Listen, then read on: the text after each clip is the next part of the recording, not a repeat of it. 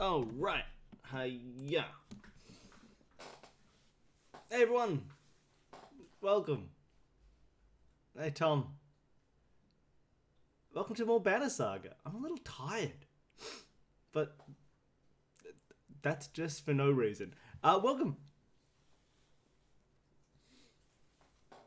I'm excited to play some more Banner Saga. It feels weird playing these games a week apart because I just feel like I have no memory of what I was doing in Banner Saga. But we'll go figure it out. It should be fun. We swapped over to the Val side again, didn't we? That's why I can't remember much of the story of what I was thinking about the storyline. I was like, we got to Frostvella. We fought like one fight. What happened next? I can't remember. It's because we swapped back to the other story. That's what it was. Yeah, we're going to play some more Banner Saga. It should be chill, relaxing. We'll get some, well, hopefully it's chill and relaxing and not terrible and strenuous and everybody dies. That would be bad. But yeah, should be fun. I don't know if we need a huge amount of preamble. We can probably just jump right into it, right? Let me just move this over here. Weep. Doop, there you are.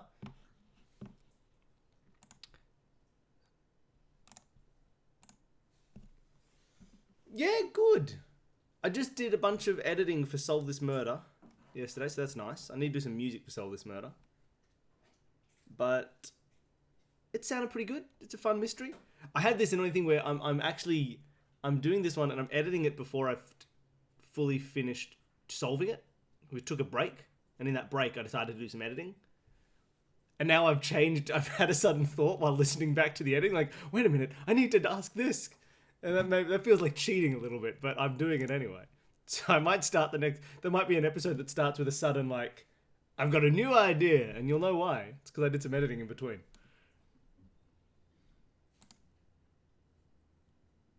I can't release it now. I don't have any music yet.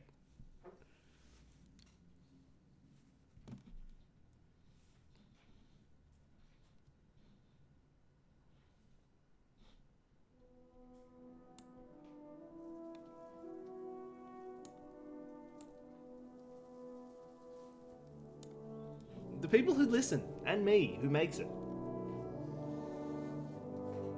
That's who needs the music. I need a theme for the actual kind of general setting, and to do that, I need to go borrow a guitar that has a pickup. I need themes for all the characters, which might be done as like a couple of like overall theme, like probably 3 major themes that then get divided up with different instruments for different characters or different like feels, but built on the same melody. So we'll play with that.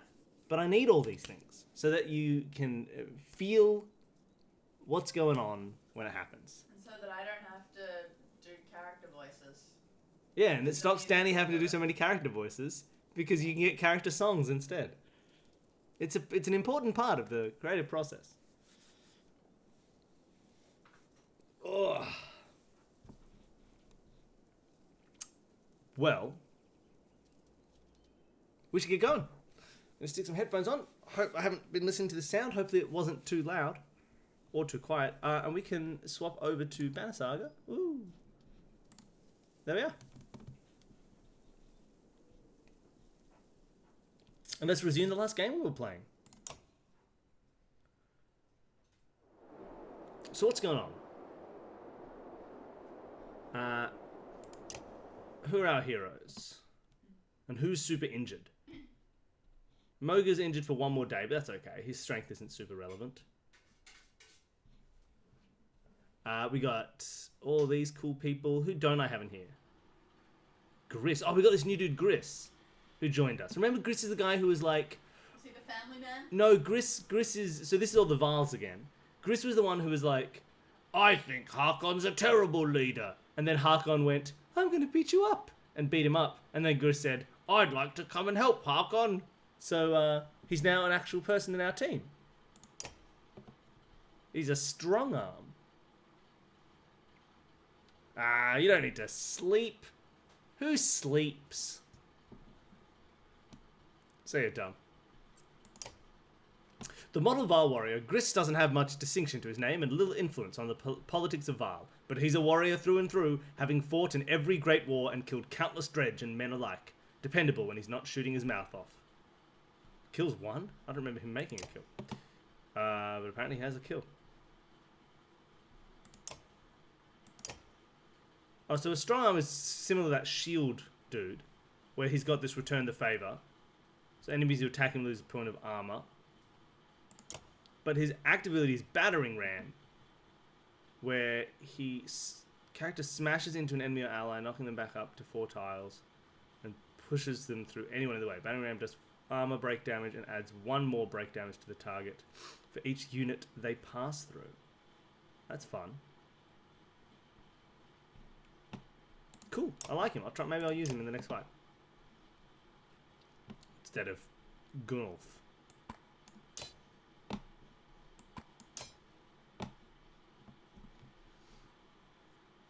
Oh, what are these items that Moga has? +1 move and 10% chance to dodge. And Harkon has a knockback when his strength is high. Yeah, what a fun little team. I love it. Well, you'll be waiting a good couple of days, Tom. At minimum. Alright, well it looks like I'm probably ready to go. Where am I going to?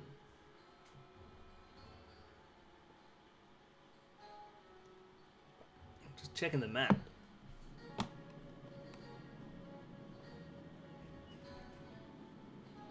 We came from Vedafell. I thought we'd be heading right and going up to Grofheim. But I guess we're going around? The cutest formation of a peak, straddled on 2 sides by natural passes. The singular snow-capped summit between them stands lonely and alone. Alright, well let's see what happens.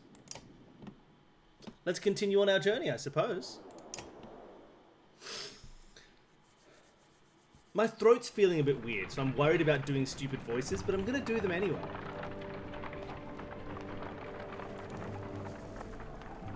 Alright. You hear a shout. Echo. I will have forgotten so many voices, so give me a heads up if you think any of them are wrong. You hear a shout echo in the wind, a standard Vaal greeting. A caravan of Vaal are headed your direction, probably a few hundred in total. You meet them halfway. Oh. Yeah, sure. I'm happy to meet you, Vaal. Oh, this is a new voice for someone called Fasolt. Oh, I need a new voice. You must be with Wagner. That's his voice. I heard. It's me, Fasolt. Wagner didn't make it. You're serious? It's getting grim out here, but didn't expect that. You're flying the Schlid banner. What's happening? Isn't Ulfar in charge here? Did you remember that Moga was Dracula? I'm Fasolt. Ulfar is still in Schlid, in case he needs to be. He sent me to meet Wagner. Well, you. We've seen nothing happening in Schlid yet. What do you mean? No dredge. They never came to Schlid. They're all... No, this voice is bad. I don't like this. Hopefully Fasolt isn't that relevant. Don't put out Ridgewood. We only just found out about it. One group went that way, we came here. Ridgewood, the fort on the bay. That place has been abandoned for hundreds of years. Yes, maybe why they're here. By all accounts, it looks like another damned invasion. Luden forces his way into the conversation. Wait a godless minute. What did you do? Careful now. You be careful. What did you start? You think men don't remember history? The long banner hangs in Aberrang. The Second Great War nearly screwed us all. What did you do this time? Who the fane is this? Take him and go to Grofheim. We'll meet you later. Nobody. Shut your mouth, Luden, I'll smash your face in. Ooh. I don't want to say nobody. He's the Prince of Men. I don't want to say shut your mouth, Luden. He's the Prince of Men. I don't want to say take him and go to Grofheim. He's the Prince of Men. G'day, Neil. Oh, I could do... Alright, next character gets my famous French accent. No one to worry about anyway. Luden's head swivels in your direction, eyes wide. He seems uncertain whether to be insulted or threatened. What orders did Ulfar give you, Fasolt? I'm supposed to offer any support you need.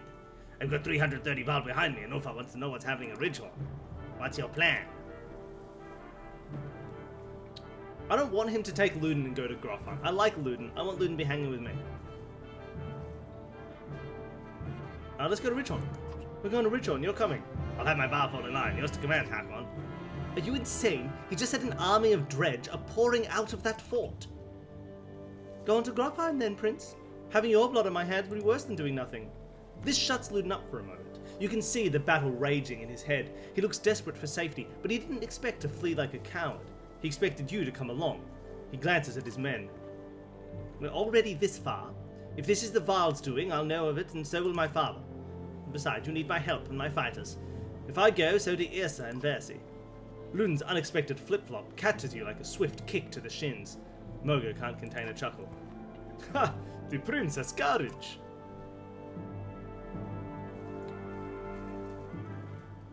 Do whatever you like, Luden. Paint me the villain, Hakon. What do I care? I'm sick of you being the only one to do as he pleases in this alliance. These are our lands. We're facing an army of dredge. How much experience do you have in these matters? True, mankind has never provoked them into war. You're going for a third. Is taunting the dredge into genocide a game for your kind? They really want me to send the prince away to Grofheim, but I don't want to do it. I want him to be here with me.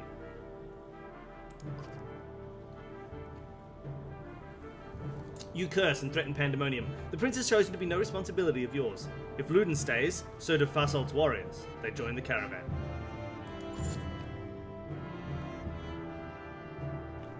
Like, the game clearly was trying to make me, like, send him to Grofheim, right? So that he wouldn't die in what's inevitably going to be his death in this game, but I'm not doing it. The hike approaching the Godstone is murder. You recall how most Godstones were built on hills overlooking other Godstones, so that travellers could follow them and find their way between cities. It does nothing to ease your pains. Dredge! Shouts Mogan near the front of the caravan. Suddenly, black rocks are whizzing past your head. What the hell is this? You shout. Moga shakes his head. A stone slams into the shield of a nearby Varl, exploding in a flash of lights and razor-sharp fragments. Get behind the shield, bangers! Shouts Moga as you approach for a fight. Dredge line the battlefield. Weapons drawn, a fight seems inevitable. You take a quick head count. There must be at least 791 of them, at least. You have more Varl than that. No, slightly less Varl than that, but more fighters. Haha, good chance to press my advantage. Just formations. We're just going to chill in formations. Give the order. Alright. Let's punch some dredge. Oh, now I've got Fasolt as well? That's so many cool people. He's a provoker. Fasolt has spent a lot of time with warriors under his command. Known for being something of a vicious commander who may have at one point been a brigand with a grudge against mankind, he's also one of the most respected for reliably getting the job done. Most recently, he's been posted in Schlid, holding off the dredge. If Fasolt is anything, he's a Varl loyalist. So he also has returned the favour. But he has malice. The character curses and spits at his enemy, forcing that character to attack him on his next turn. With his high armour, he often takes little or no damage from the assault. While malice can be a difficult ability to learn, it's devastating in the right circumstances. Negate a strong enemy for a turn, pull an enemy forward on the board, or lock a character in place to set them up for future damage. Interesting, that is very cool. But I don't know if I want to swap anybody out for him. So I think I'm going to leave my team as it is.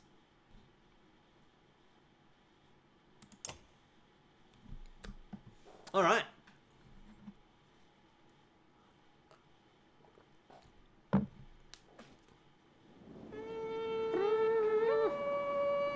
Oh, what are these little dudes? Oh, these are, yeah, Dredge Slag Slinger. So they throw rocks at you. Slag Slinger Veteran, Dredge Slag Slinger, and one big Dredge. I don't know the range on these guys. But I feel like I want to start close to them. And take out these little guys first.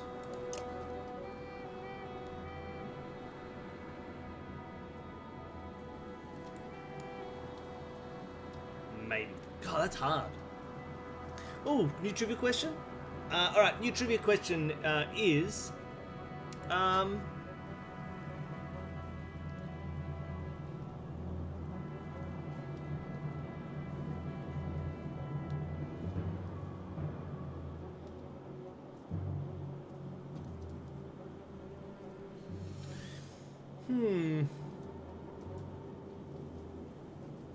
What's a fun trivia question?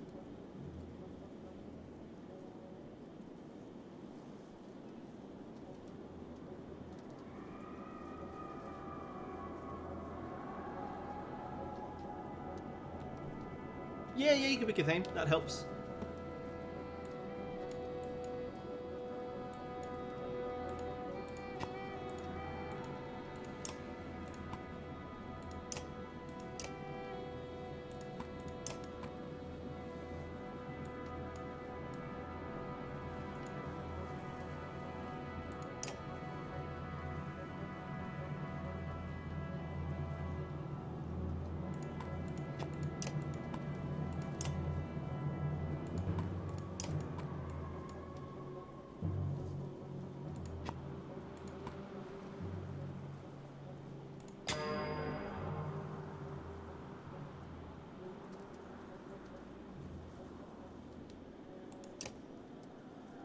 Oh man, he gets to move straight away. That's a bit rude.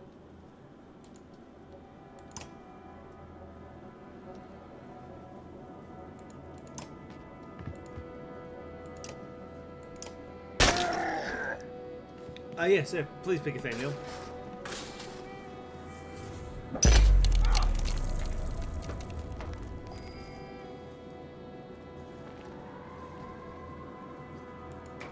Man, Heartland just kills these guys. That seems silly.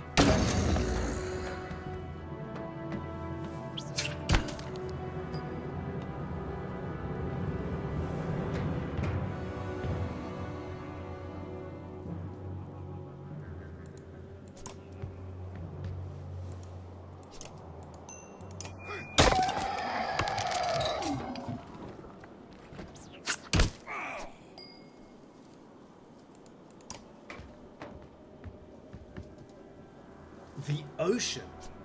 Okay. Well, classic list. How many oceans are there, Danny? The 5 oceans? What are the 5 oceans? There are 5 oceans in the world. What are they? I think it's 5. If it's more than 5, list more than 5. But I'm pretty sure there's 5 oceans.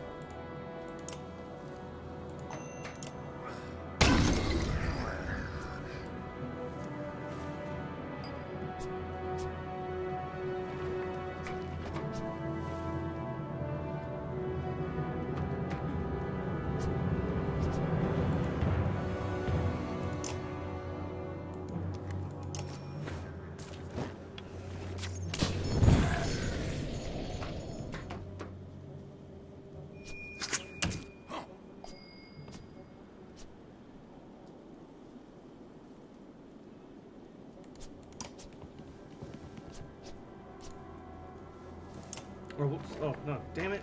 Ah, I'm a fool. Oh, can I undo? Ah, I didn't realize this guy's health was so low. I wasn't paying any attention. I was thinking about oceans.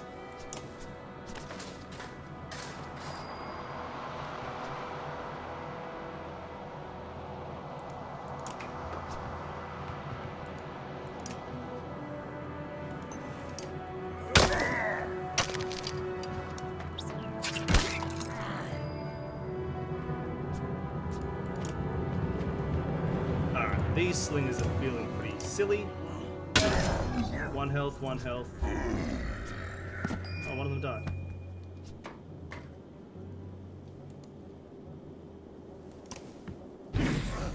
Ah, I was hoping I was going to avoid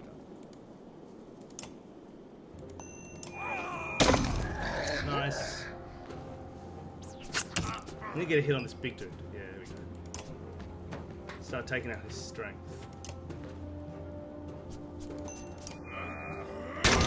There we go.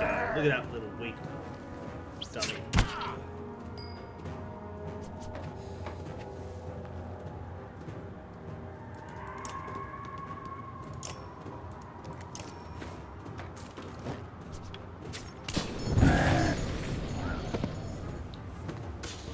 I'm not as concerned about taking out these little guys because none of them are that strong. If that makes sense, like they're all. Like 8 damage is barely enough to get past. Oh, actually. Oh, actually, that didn't work out brilliantly. This guy might start to do some damage to him.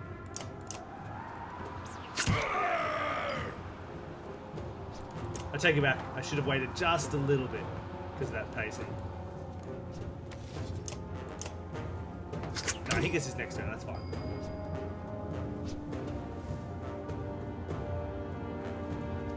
Oh no, he might die. Yeah, damn. Oh no? Yeah, he does. Just a little bit too early taking those people out. I didn't realize how much shield breaking they did. Southern Ocean is an ocean. Wait, yes? Yeah, Southern Ocean's an ocean.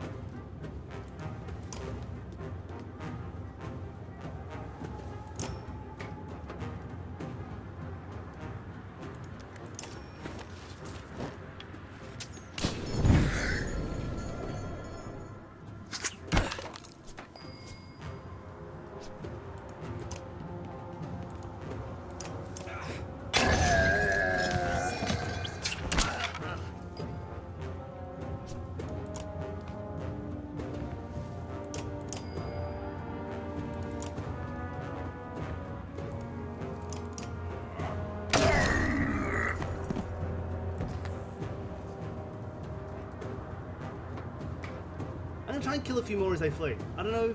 I just feel like I'll be able to do it.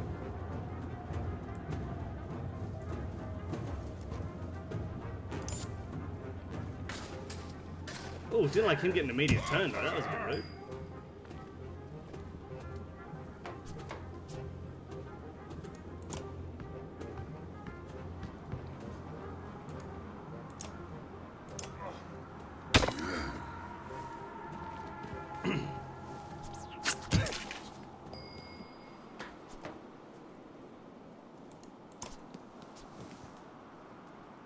Nice.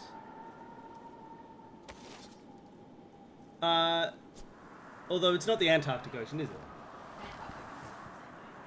Yeah, but you wouldn't list them both together. No, you would have a slash Antarctic slash. Yeah, so the Antarctic Ocean is the Southern Ocean.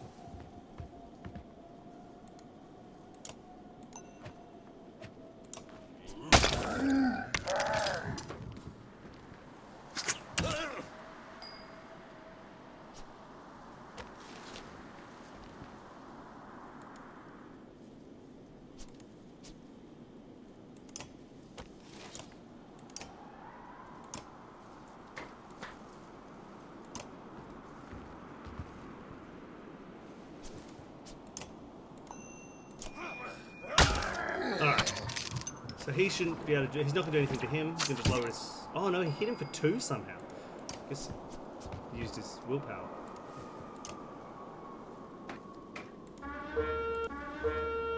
There we go. Big hit on this guy. Alright, here we go. That helped.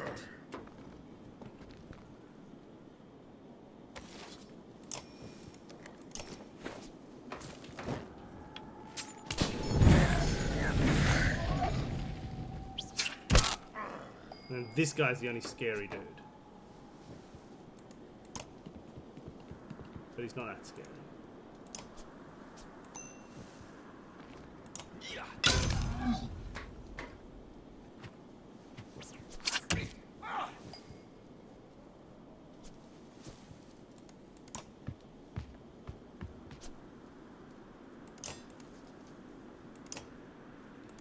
Hit it with the ball, that should be fine.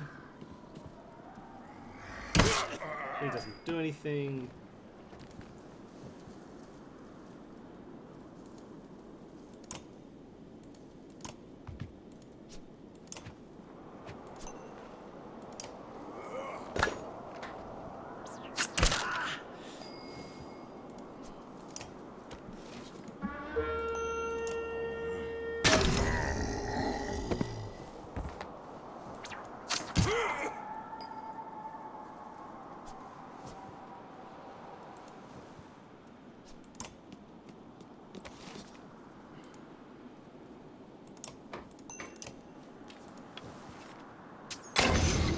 great. 6 damage is not much damage.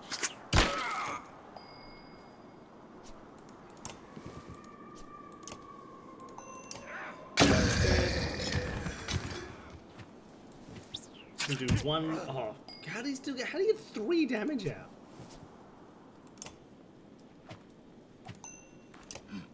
Ridiculous. Oh yeah, back to war. This was just the follow-up one where we get the items from chasing them down. Got an injury. Happens when you bring a level 1 person in. Welcome to the stream. What in the depths are these, you wonder, looking at the unusual dredge slingers? Nobody knows. Without warning, a deranged and half-dead slag stumbles out of brush, throwing itself upon the yokes attached to the treasure cart. Oh, I remember this. I remember this moment. Surprise Val pull weapons, but not before the whole cart slides off slick rock and a sheer drop, stopped suddenly by a low growl. So the treasure cart's fallen. The enormous metal wagon dangles precariously off a cliff. From the end swings a confused yox, still tied to its reins. On top, the dredge hangs on tight. Keeping the whole thing from plummeting over the side is Gunnulf, one hand white-knuckling the cart, the other wrapped around a tree trunk. Now, I feel like I have done this event twice before. Once in my first playthrough, maybe once when I was thinking about starting another playthrough and never did. And I don't think I've ever done this so that Gunnulf doesn't just fall off the side and die. So let's think this through, shall we? My options are either be like, Gunnulf, let the cart go, in which case I lose a bunch of treasure,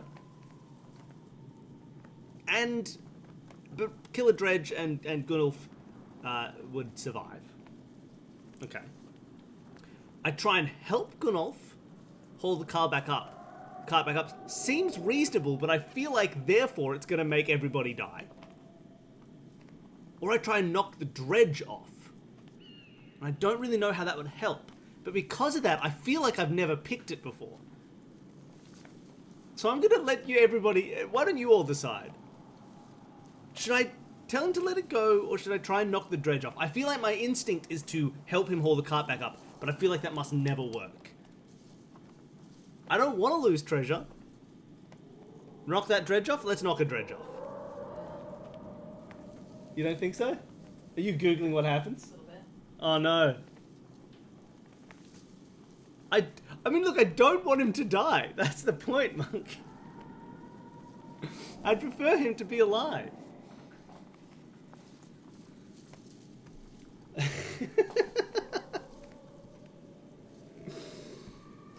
As soon as I said that I'd knock the dredge off, Danny in the corner just suddenly went, "Aw."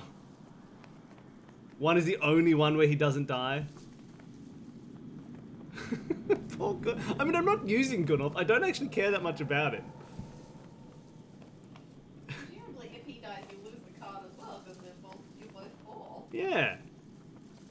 So surely keeping him alive is the only good part. Let's tell him to let it go. Gunnulf, let it go. My duty, he grunts. He doesn't budge. You wonder how much this responsibility defines his reason for living. The dredge has found some footing and is trying to clamber up over the cart. The tree creaks under the weight. Well, see, if he lets it go... If he lets it go now, he'll have lost his reason for living. So he may as well die. No, let's let him go, man. With a roar that sounds more like you just stabbed him in the side than gave an order, Gunnulf lets go of the cart. It flips over the side in a flash, followed much later by a dull thud and crack. At the base of the steep cliff, hundreds of yards below, the treasure cart has exploded into a frozen firework of gold, valuables, and yox and dredge gore. That was a costly mistake. Wait, no. Ubin? Which one's Ubin? Oh, he's the scribe. That was a costly mistake, grits Ubin between clenched teeth. You wonder why that dredge went after the yox in the first place. Then you realise the bigger problem is the vast fortune now lying at the bottom of a cliff. So I can, okay. Oh, now I have to get some gold? Oh no, okay.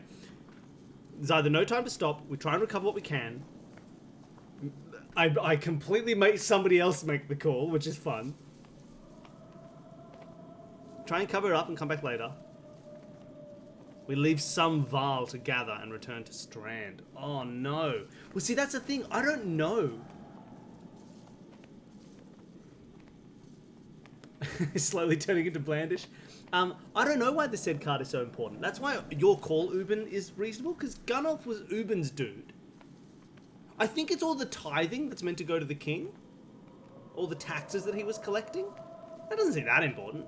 What's the point of tax when there's dredge around? Oh, so I could either be like, okay, Uben, it was your cart, your tax, it's your call. Which makes sense, right? Because this was Uben's stuff. Yeah, Uben, you seem smart, you choose. What choice do we have, he mutters. Even if we could gather it up, we've got nothing to haul it. He sounds defeated, but resolute in moving on. You begrudgingly set off, leaving a king's ransom beneath your feet. Morale declined. No!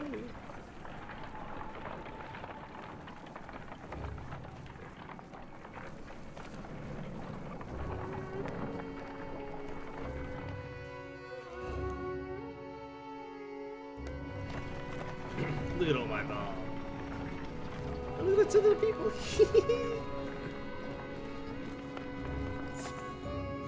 The caravan stops, Godstone looming overhead for a short rest. The warriors are glad for it, and the stone gives you an ancient sense of being watched over, in a comforting way. Didn't help the bodies underneath it, though. The earth at the base of the Godstone is scarred like a struggle occurred. Merchants. No dredge. Encircling Dengler are a variety of goods. A barrel of mead, who knows how old, loose silver, a statue made of soapstone, offerings to a dead god.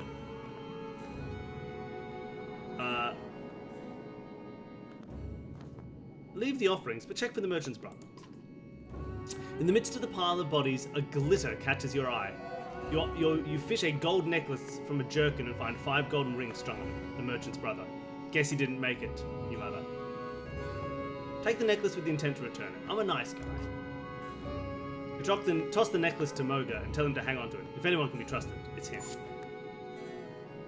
Don't know what made them think the goldstone would be safe, Moga grunts. We're completely exposed up here, he says. If we're going to rest, I think we ought to do it a little further away. Examine the goldstone. Dengler was always one of the favourites amongst men, god of good fortune. They believed he brought luck, wealth, or whatever else you wish you had, but couldn't get on your own. The word fortune has a lot of meanings. Eventually you move on. Alright.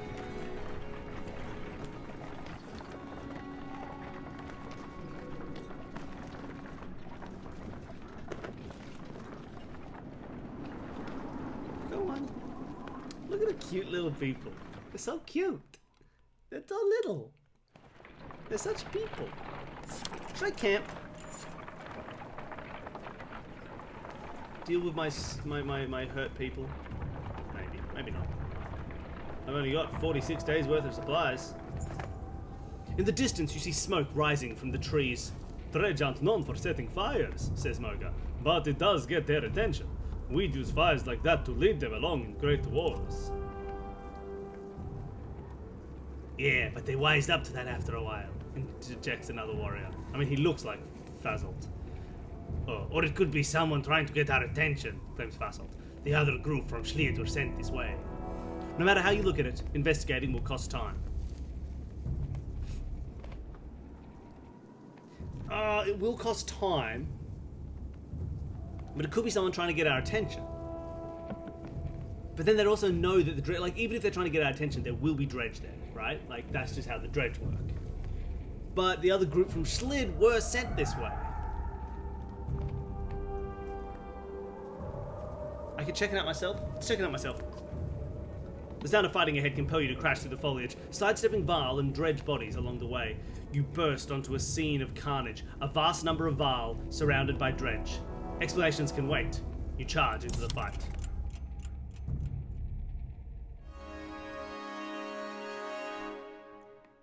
Ooh, levels. Levels!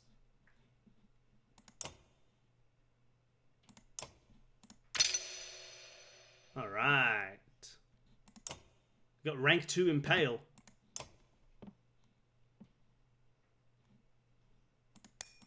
Go up to full strength, why not?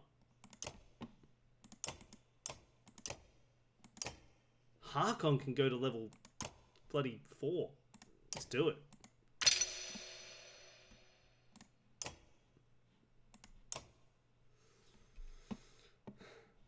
Let's just buff him up as high as he can get. 18 strength. He's going to smash everybody with his big axe.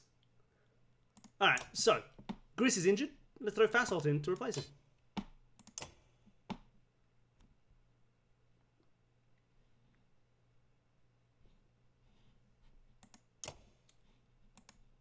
Love it. Alright. Let's go. Oh, and I got this item. Tortoise Band.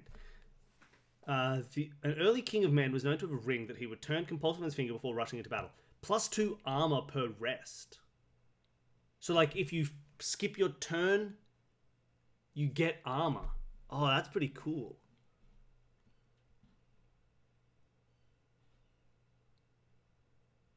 There's no one necessarily who would benefit a huge amount from that. Moga actually probably would.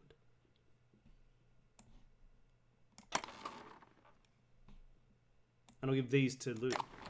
Alright, love it.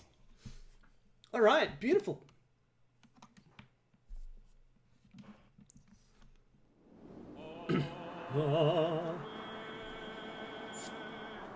Morale declined? Get out of here. What was that for? Alright, so we got some big dredge. Let's turn everyone's health on. Oh, those are some real big dredge. And where can I place my people? Oh, I can get very far away from that big dredge, but close to this big dredge. So let's try that. Let's grab Moga right here. Harkon right next to him. Let's stick the other big guy here just to deal with them.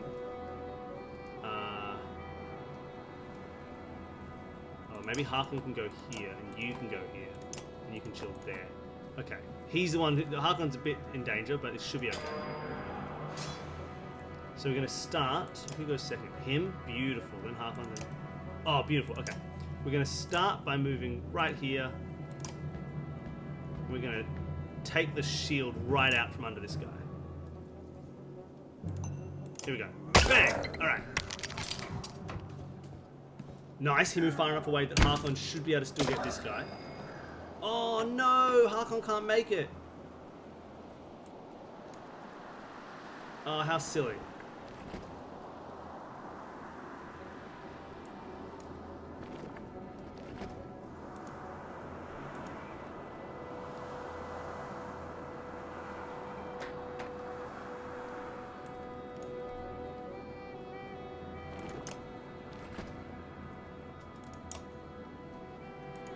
Ah, damn it. I can't believe Harkon couldn't move to here.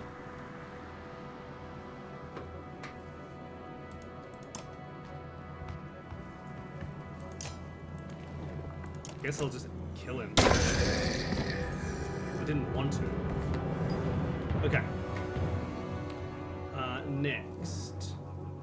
This big guy can move all the way to there, so I'm not going to move forward. I'm going to just step left. And we're going to try and break some of this guy's shield. Nice. This guy can't do anything.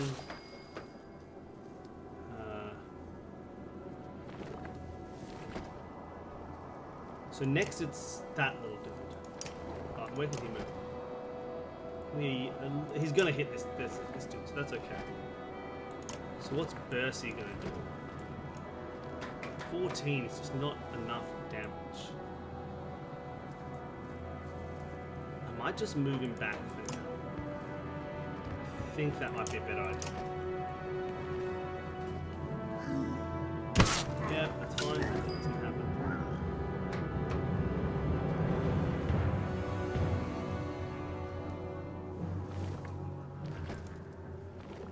So who goes next? This dude, then Luden. Okay, so if I attack normally and try and break down this guy's shield a little.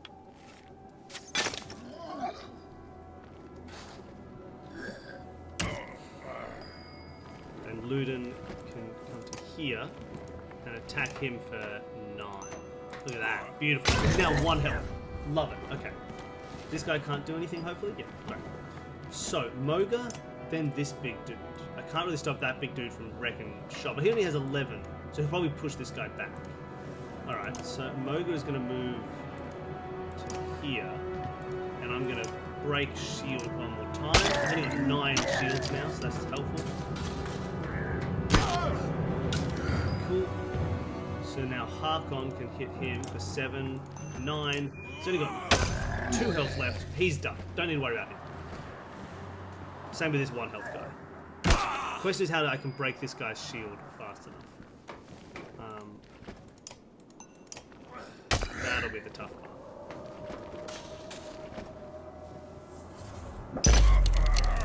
Cool, that just didn't achieve anything. Bursy.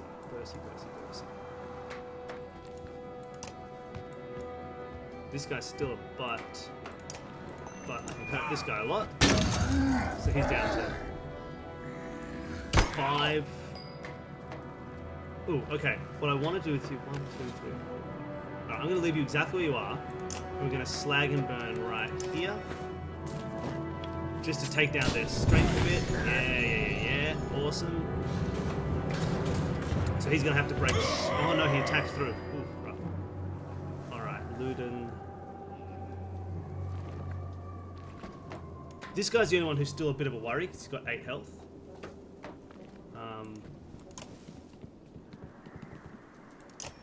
Oh, I can't impale. Alright. Yeah, okay. I shouldn't have moved Luden here. That was dumb. Alright. Let's try for a 70% chance of doing 2 damage. Nice. Yeah, you're nothing. You're also just useless. Do 1.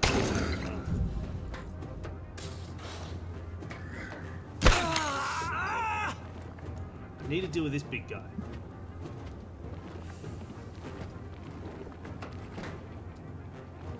Like, Harkon can just kill everybody. I don't want him to.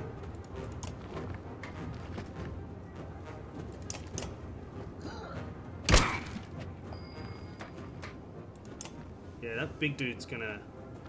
Well, he can't kill. Yeah. Oh, hold on. What's the range on Malice? Just someone next to? Ugh.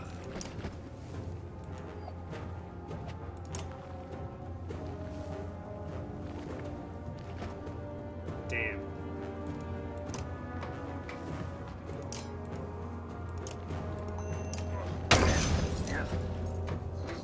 Yeah, okay.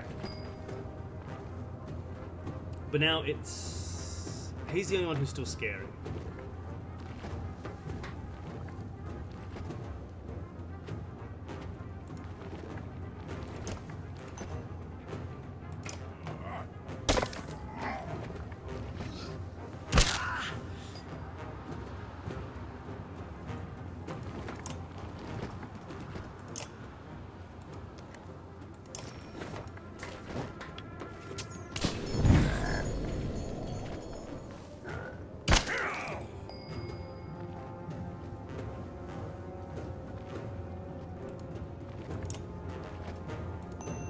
There we go. Alright, everybody's got one strength, so they're just... Oh, God. The fact they can still do that much damage to that guy is ridiculous.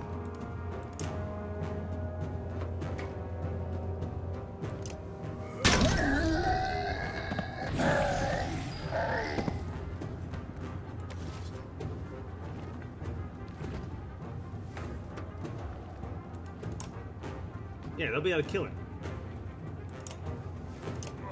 Oh, actually, no, they won't, because they don't have any... Nice. Nice. Alright, beautiful. Okay, that worked out pretty well. That worked out pretty well. Okay. I like that. So I got a bit scared there, because he had such low armor that they could still do heaps of damage, even though they only had 1 health. By expending their willpower, they were doing like 2 or 3 extra damage. So that still got scary at the end there. But nobody died, so I'm feeling pretty good. That was pretty good. As the fighting wraps up, one of the Vile puts his axe away and puffs on a pipe. "Harkon," he greets you. "Glad you saw our signal." He explains that they had come from Schlid and were surrounded. He spotted you in the distance and lit a fire to draw your attention. Good. At the risk of drawing the dredge as well. Back at the caravan, their sizable detachment joins your ranks. Wow, that's a lot of Vile! Now, I just want to be careful. I want to camp and rest, but I don't want to waste the food when I have now 1,000 Vile. Mogan comes to you privately. "I've seen some of the warriors disappearing," he says. "At first I thought it was my imagination. Now I'm certain several have just gone missing. Mostly men, but some Vile too. Can't quite figure it. If it's abandonment, you can't let it stand."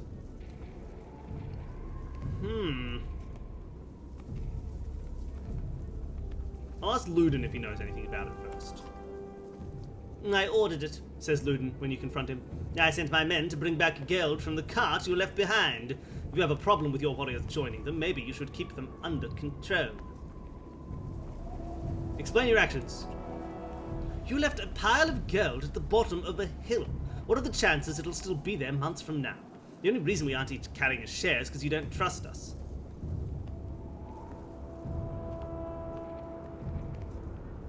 I mean, Luden, just talk this stuff through. Well, turn over the loot is weird. I'm assuming that the plan was to turn the loot over. "I'll threaten you if you don't stop. It's dangerous, man." "I've already stopped," he says. "We're too far now for anyone to catch back up to the caravan." That was my laugh to indicate that my smug demeanor is nearly unbearable. I hope it comes across.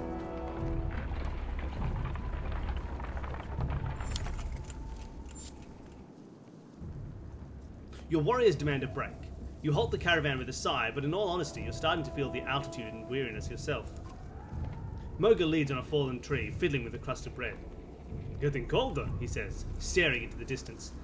You can see ridgehorn just starting to peek across the mountains. A flock of ravens float across the clear sky towards the fort. "We should follow these birds." Why? Without another word, Moga starts running towards the birds and tumbles over the cliff. Suddenly, he's gliding through the air, flapping his arms for all they're worth. He swims towards Ridgehorn before bursting into flames and plummeting into the tower, which crumbles like a log from a smouldering campfire. What just happened? You think you've lost your mind. Then you wake up. You don't remember setting up camp or falling asleep in front of crackling logs. "What's going on?" you mutter. Moga approaches you at the campfire. "Harkon, did you see?" he starts. "Yeah." You both agree to keep it to yourselves. That was strange. What the heck was that? Hey, Fassel can gain a level. I liked him, it was fun.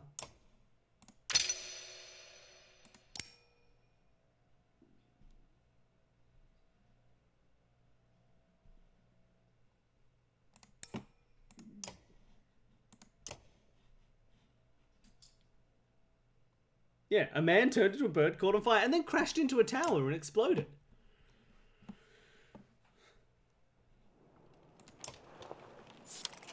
Alright, rest one day, our morale's better.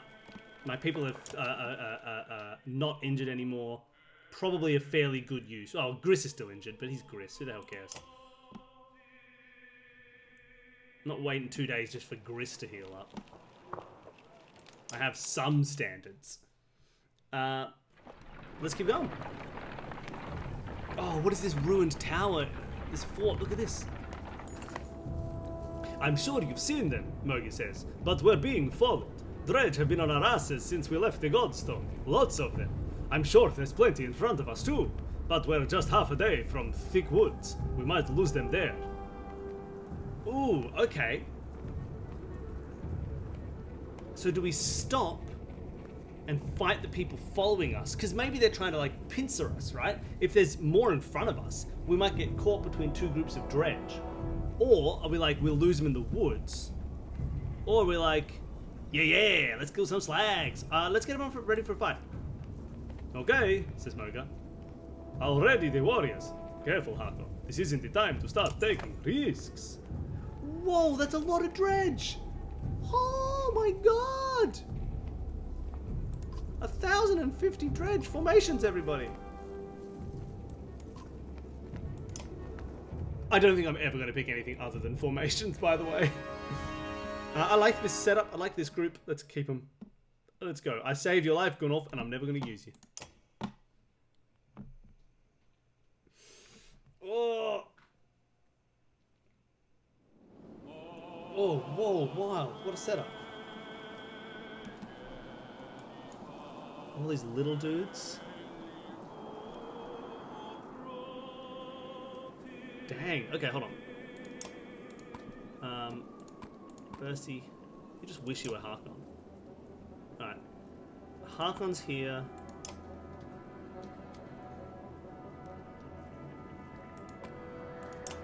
Hunger's here. Fasolt's here.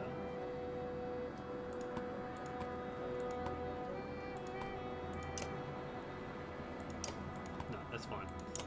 You're here, and I guess I'm just running them straight up the line like this. I don't want to put them down here. Let's put them down there.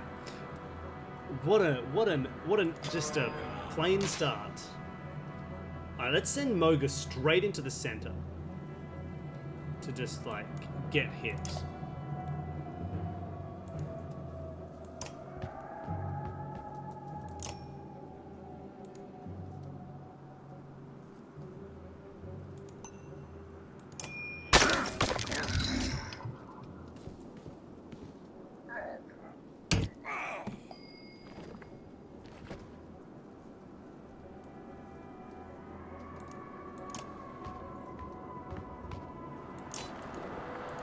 Nine damage.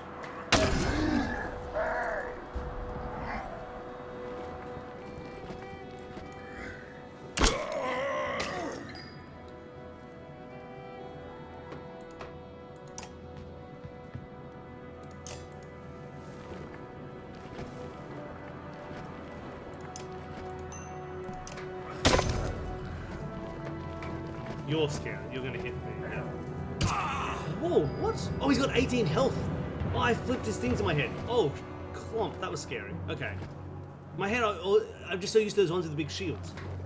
Yeah, that was scary. I should have been more careful.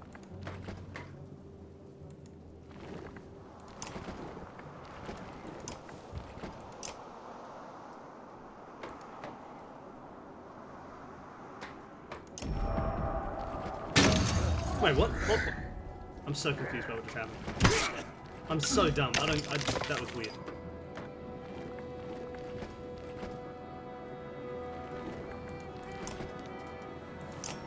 I'm not doing this very well. Sorry, everyone. I sort of lost my focus on this one.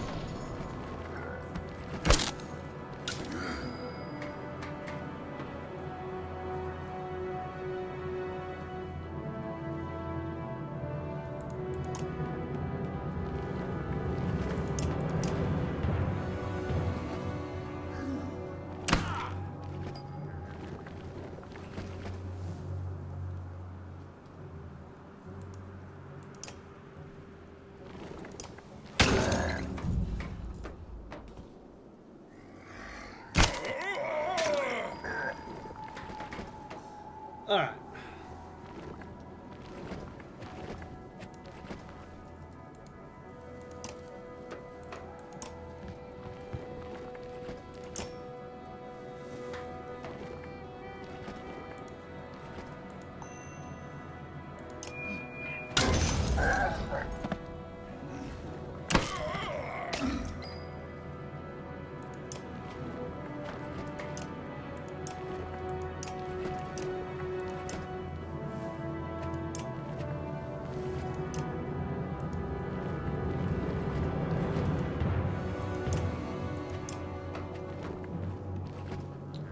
Ooh, yeah, I'm pretty sure I'm gonna almost die next turn. But what can you do?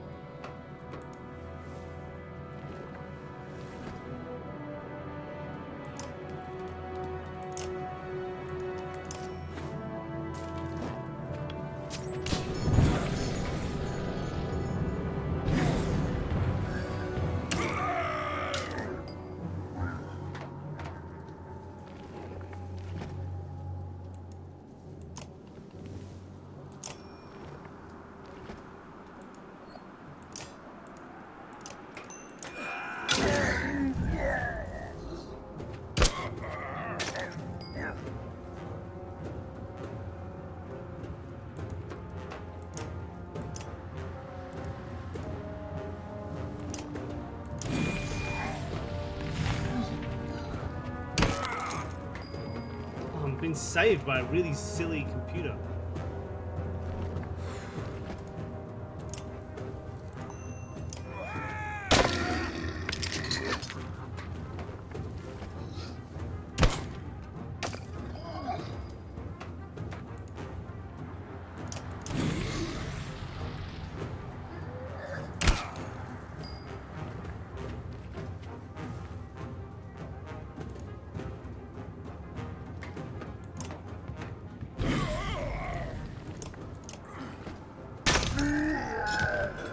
Okay, he can't get through my armor yet. Now he can, but now on pillage, so he doesn't get a turn every turn. He has to wait. So that's nice.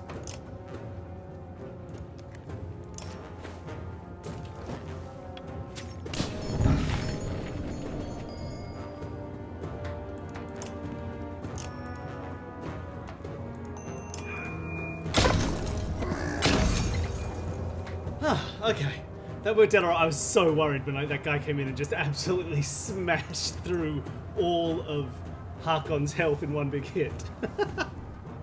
I was not being wary enough. Most of my people are okay. Should I try and kill a few more as they flee? I don't know. What do you think? Like, Harkon will die immediately, and I don't really want that to happen. And a lot of my other people have fairly low stuff. I think if I kill a few more, I'll definitely die. At least, like, have one person die. But I could get a cool item.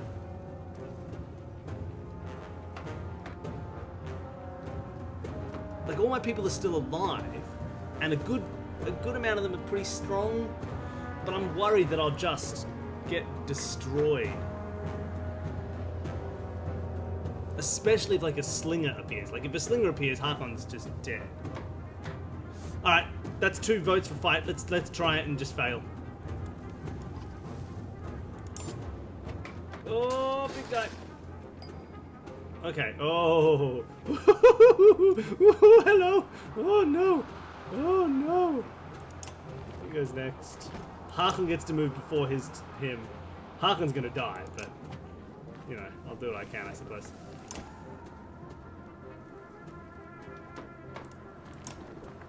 Oh, why am I moving him out? He's just gonna die. How did I not pay any attention? Yeah, that was dumb. Sorry, I started by being an idiot. Why did I do that? I was like, yeah, you know, Mogan's got high defense. Not now. Not right now, he doesn't.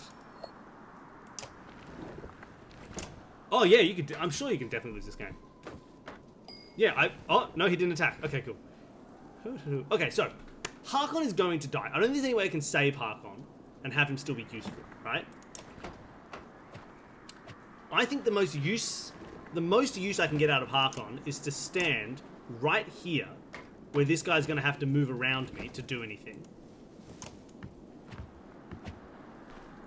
and take out 4 of his defense. Because Harkon's going to die. There's literally no way to stop that.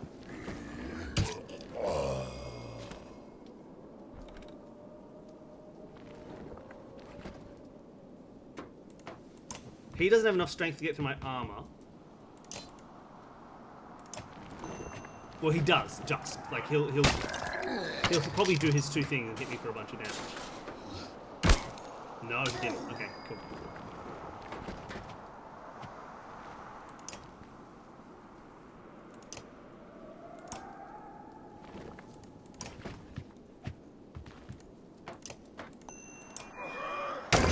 Okay. Nice.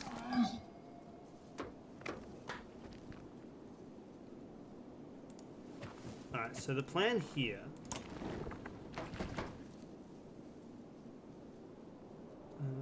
one, two, three.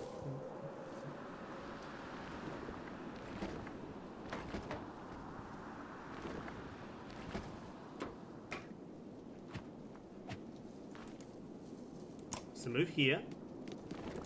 And fire a slag and burn there. So it should hit him for some health damage, and if he wants to come and attack me, he'll have to walk through a little bit of more health damage.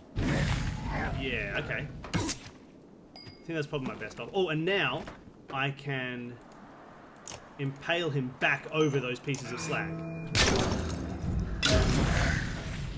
Cool. He's now going to kill. He'll get a turn after this. And Bursty. And that one. Okay. So I'm going to move me... 5, 7... I'm going to move this guy here. And you're going to break another set of shields. This guy's going to do... Oh, no! Oh, that was... What a butt. That's scary. Okay. 4 damage. Keep him alive. Alright, he's all weak. Now, I gotta deal with this dude.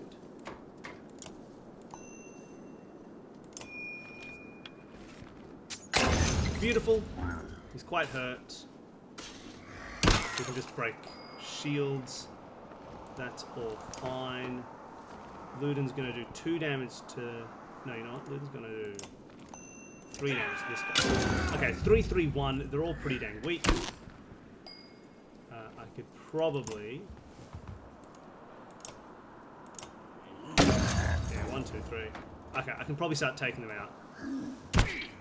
And be pretty chill about it. So let's kill you.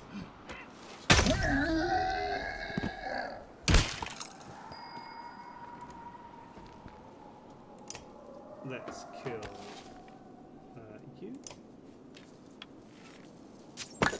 Ah, deflected.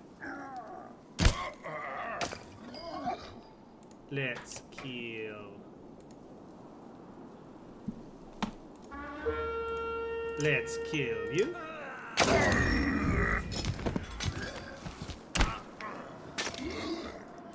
Let's kill you. Okay.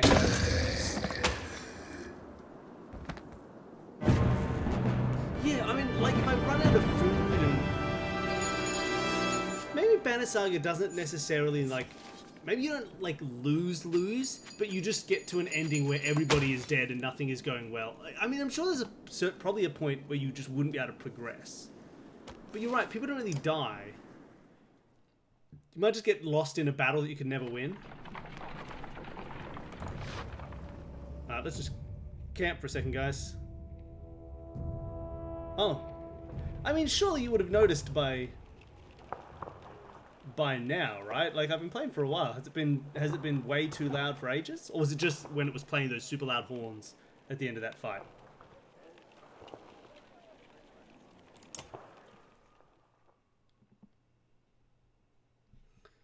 Oh man, everybody's gained levels, but I've also got a lot of people who are very injured, so I'm going to need to rest for a while. Oh, but look what I found. A singing stone. +2 will per kill. Whew. That's cool. That's actually very cool. I'll give that to Bursty.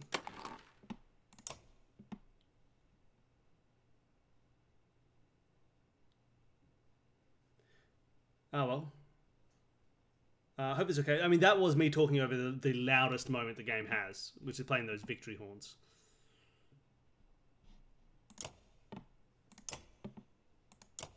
I want a better ability for Issa. Yeah. Armor break +1, 2 strength damage, leaves 3 coals. And because of that, I'm just going to get her a bit more willpower, so she can just keep doing that over and over again. Okay, awesome. I could level up Luden. I like Luden. Level up Gunnulf. I don't like Gunnulf. Let's level up Luden. Luden's cool. Oh no, I don't have enough renown to level up Luden. Okay. Well, let's wait for a bit. Because I would be able to level up anyone but Gunnulf. I don't necessarily care too much about Gunnulf. Yeah. A -3, a -3, a -3, a negative... Oh, sorry. Sorry, -3, -3, -2. That's a bit scary. I should probably at least rest for 1 day, right?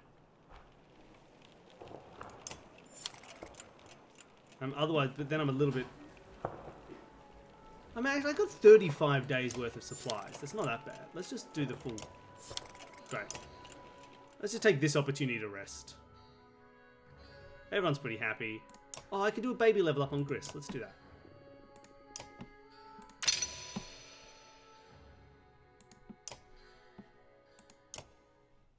Oh, he can do some big shield breaking.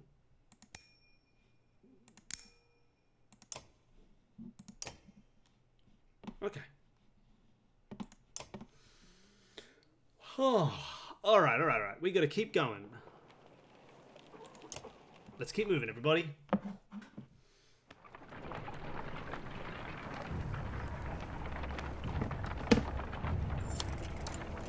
Apparently, we were #1 in the Australian Games and Leisure podcast charts yesterday, over the week. That's pretty fun, right? On iTunes. Deep inside the woods, you get the distinct sense that dredge have more or less surrounded you, and in great numbers. Their dark shapes create unsettling patterns as they slide between the trees in every direction. At least it's not as bad as it could have been if you hadn't taken out a good portion of them already, you think to yourself. You call Moga around. Any ideas, Moga? Yeah, pray to whatever god you like. There's more of them waiting on the other side of the woods than we've seen so far. We may be seriously outnumbered, especially if we wait. I just waited for 3 days. Issa appears unexpectedly. What if, she says, patting her arrows knowingly. You could set part of the woods on fire to draw their attention while you escape, or try and draw them into a trap. Was this your idea, you ask? She shrugs innocently. I definitely want to use fire. Right? Fire just seems fun. And it's like snowing. What's the worst that's going to happen? But I feel like the game is luring me into trying to use fire that's going to backfire. Fight my way out as usual. Wait and see if they disperse. That's foolish. Create a forest fire as a distraction. Draw them into the woods and set them on fire. Right? But I want to use it. Although we also said that the Vaal are all freaked out about fire, that the Vaal don't like fire either. So maybe it'll backfire, because we're like, forest goes on fire, Dredge is annoyed, but also so are all the Vaal, and they fight terribly and morale goes down, you know? Lure them into the woods without the fire.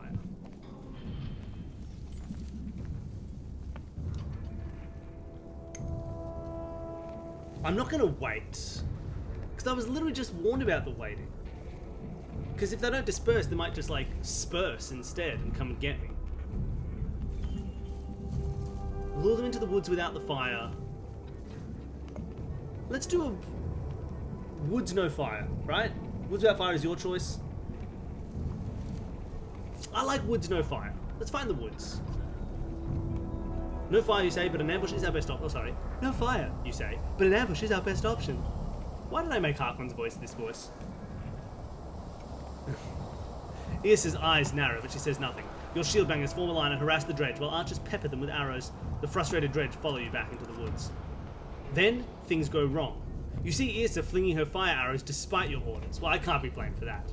Dead trees erupt, the flames spreading quickly. I said no fire, you shout, but now both Dredge and Vaal are panicking in the growing inferno. I mean, come on. Luden rushes past in a state of terror. You break from the trees, hoping to regroup. I mean, Irsa! Behind you, Vaal are following your lead, though not as many as you had hoped. The Dredge, distracted by the fire, have thankfully not yet noticed your escape. Isn't she with you? Did you make her do it? Where is she? I told her not to do it, Luden. Luden stares into the flames, face blank. He's trying hard not to show what this means to him. A miserable moment lingers. We've got to get out of here, Hako. We've brought minutes at the most. We don't know that she's gone anyway. Maybe she'll catch up to us. Moga gathers the others. Someone drags Luden along against his will, but you hear no outburst or insult. It's almost worse that way. Well, now I've lost Irsa, who I just leveled up and was super excited about having, because she refused to not set fire to things. I mean, it's her fault. I knew fire would be bad, and I didn't want the fire. And then she set fire to everything, and then she got herself lost. And I miss her, because she's good in battle. How is it my fault? How is it my fault that I was like, hey, don't shoot any fire, and then she shot all the fire? It's her fault. Don't you try and put this on me, Neil.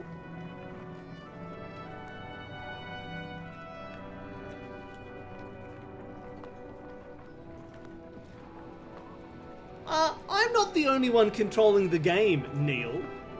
I am in no way the only one controlling the game. I am a person clicking on options, and then the designers of the game control exactly what those mean. I'm choosing options based on what I want, and then the game, the designers, the programmers, they control the outcomes. And they are the ones to blame. If the game went the way I asked it to, everything would have been fine. But the people in the game changed and made their own decisions. Therefore, their fault. I mean, that's ridiculous. What if, Neil, I made you a marble run, where marbles went in all these different places, and then all I asked for you was to press a button at the start to let the marbles loose. And then, would you say, oh, Neil had control over where those marbles went? No, you didn't. You just picked a random thing. The people who made the marble run had all the controls. I mean, that would be my fault, because you would assume that the fire should make the TNT explode. If I set fire to TNT and it didn't explode, and instead a cat came and ate the TNT, it'd be weird to blame me for that.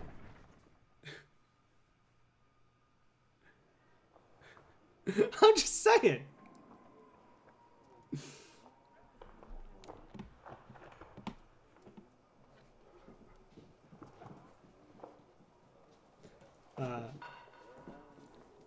What is this mess about? Looks like a full-scale battle happened, and recently. But only dredge bodies remain. Well, maybe we'll see something from the tower. Have Var searched the buildings and make sure there's no dredge waiting to spring on us.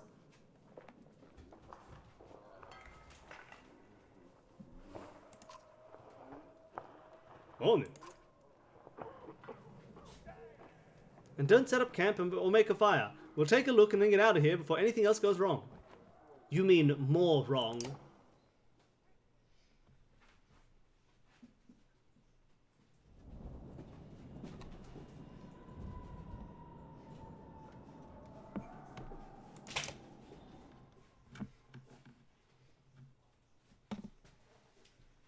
Alright, well, who's going to join my team? Gris or Gunoff? Gris is like just a replacement for Fasalt, right? Like they're very similar characters. Whereas Gunoff is a replica of Bursey. He does have high damage output. Let's throw Gunoff then Loon and see what happens.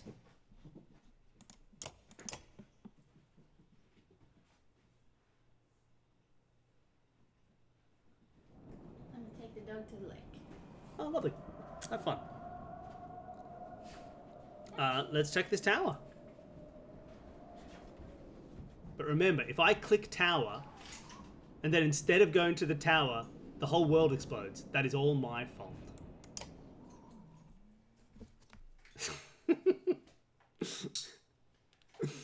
Alright, ready for battle. I think. I don't think I have anything to do with these people. I don't think I need to change it up at all. I think we're ready to go.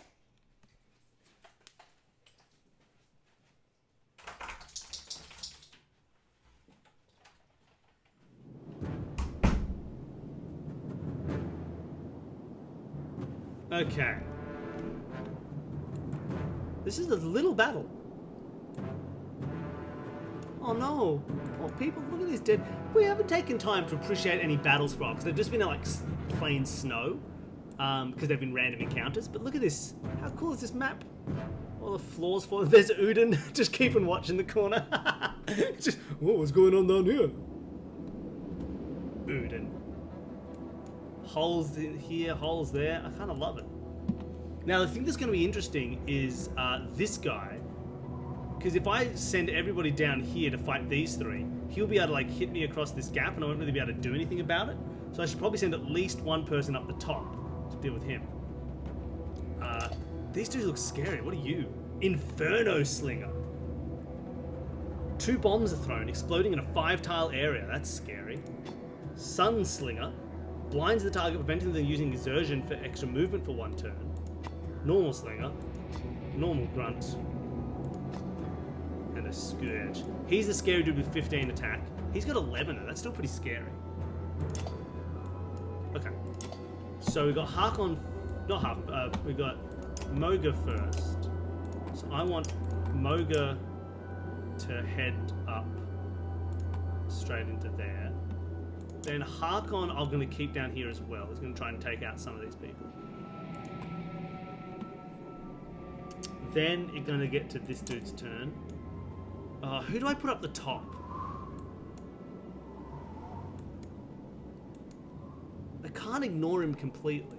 But he's also only an 8/8. Maybe I'll just send Gunnulf up the top to see if he can do something. He might die, but he's Gunnulf. Who cares?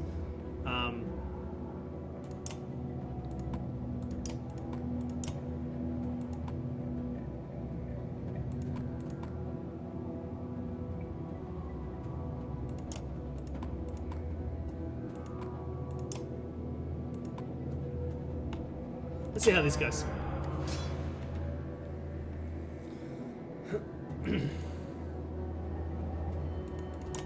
Move straight in.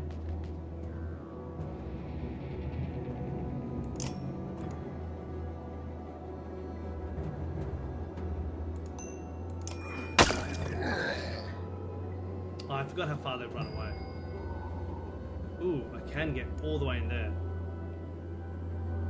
Whose turn goes next? This dude. I can only kill him, so then make it this dude's turn instead. Maybe I won't do that. Maybe I'll...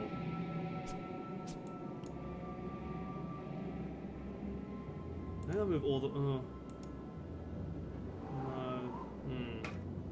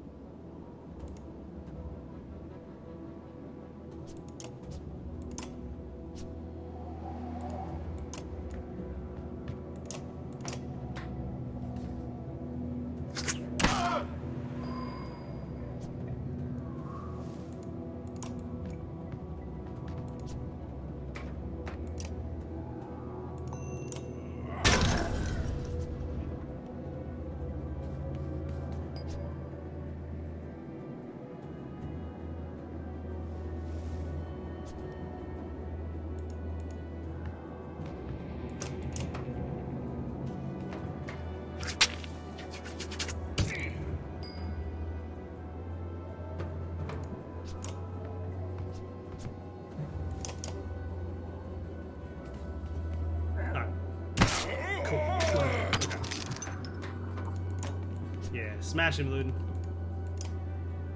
7 damage. Ow!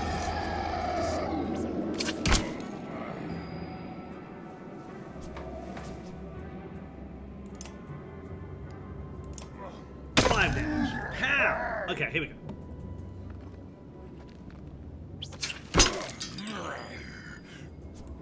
How far can this guy move? Not very far.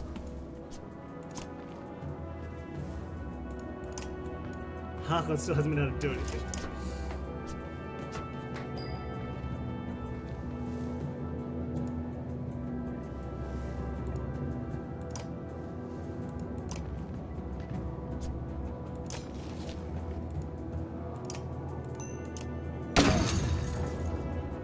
Alright, this Slinger's getting pretty weak.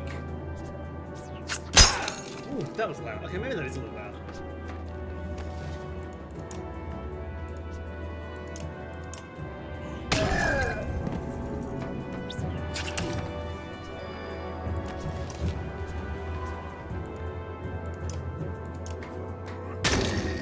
No exertion. That's just ridiculous.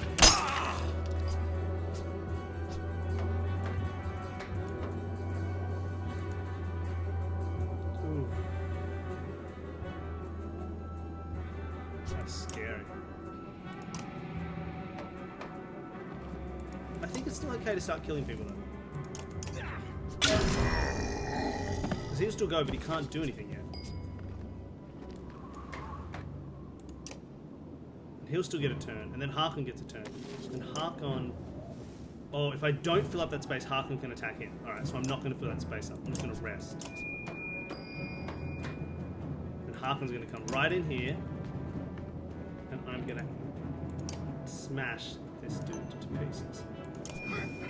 Bang! Yeah, absolutely destroyed him. Happy with that. That's the hit that I needed. I was just not risking any health, very slowly making my way up to take out 10 of his health in one hit. That's it. Because now he's useless. Or he's going to try and summon. That's annoying.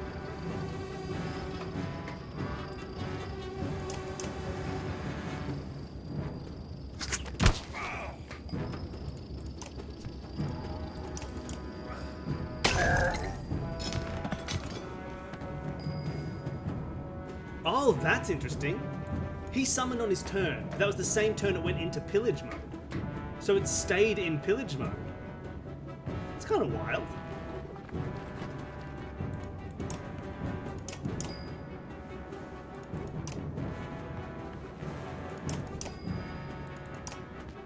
It's kind of funny, right?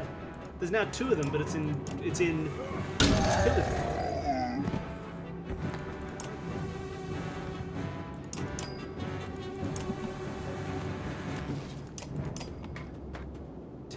I don't like this. I'll move back.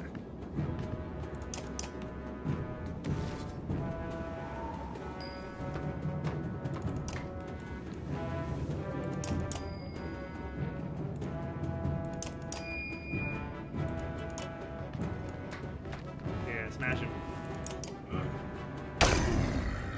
18 strength is so much strength. It's just absurd.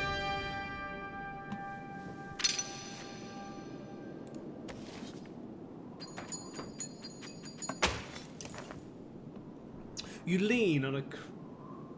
Yeah, right? I was pretty proud of that fight. I think I made the right decisions and didn't do anything silly like I had for the last couple of fights. You lean on a crumpled wall, watching endless waves of dread marching below. Satisfied, Harkon? Wait, satisfied, Harkon? Moga asks. The vast number of dread remind you of the Great Wars. I've seen enough, you reply. Let's get out of here. Moga stands over the bodies of the man and woman. Think the slag came up here for those two? Asks Moga, waving his bloodied weapon in their direction. Any idea who they are? The man is dressed in light clothes, unfit for travel in the north. The woman wears an ornate but simple robe and shawl. No, but something wrong about this, says Moga. He pauses, then puts his ear to the man's chest. This one's still alive, he says. The girl is not. The clang of metal reaches you from the courtyard below, muffled by the thick snow. You curse. Quick, back down! Bring the live one! You skip stairs as you descend, shouting orders to the vial below. Okay, 1,023 dredge against 1,014 vial and 170 fighters. Formations. Always formations. You start rallying your forces and gather your allies to you, preparing to enter the fray.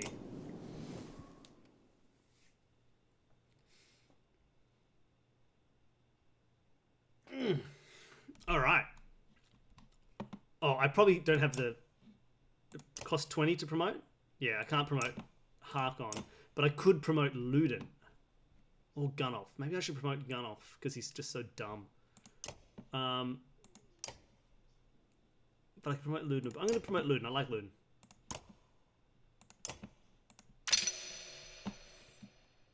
But what does Luden need? Exertion and willpower. Yeah, that'll be fun. Okay. If I could, I'd promote you Gunoff and get you any kind of exertion. Alright, ready for battle? Ready for battle? Ready for battle.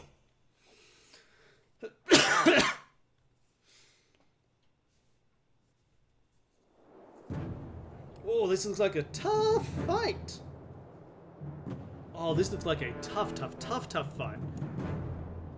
I've got a big 10-15 here. A big 12-18! Oh my god, that's so strong. And a 16-11. These are some big boys. Yeah, F indeed.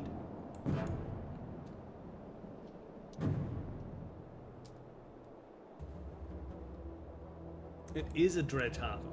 So it is stronger than Harkon. Look at that. 12-18 to 10-18. Look at that. Okay. Harkon can smash through this dude very easily.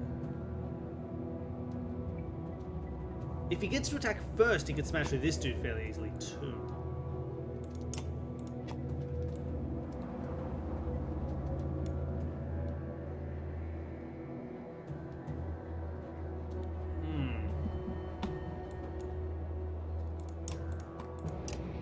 Moga, if he's here, can't get hurt by this guy or this guy, this guy, this guy. Only him. So let's keep him away from him. Because he's the only one who can actually hurt Moga. So I could run a Moga Harkon pair up here to smash with those guys early. I could grab Fasalt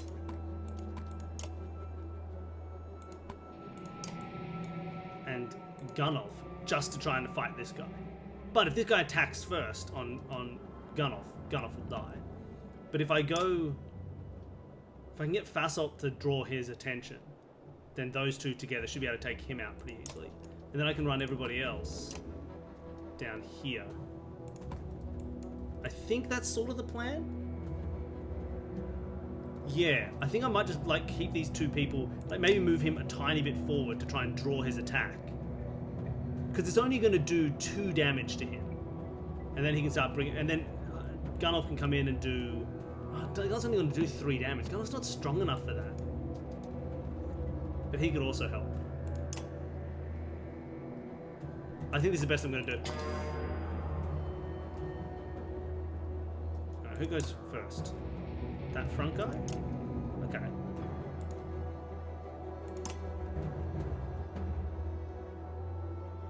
I could bring the pain.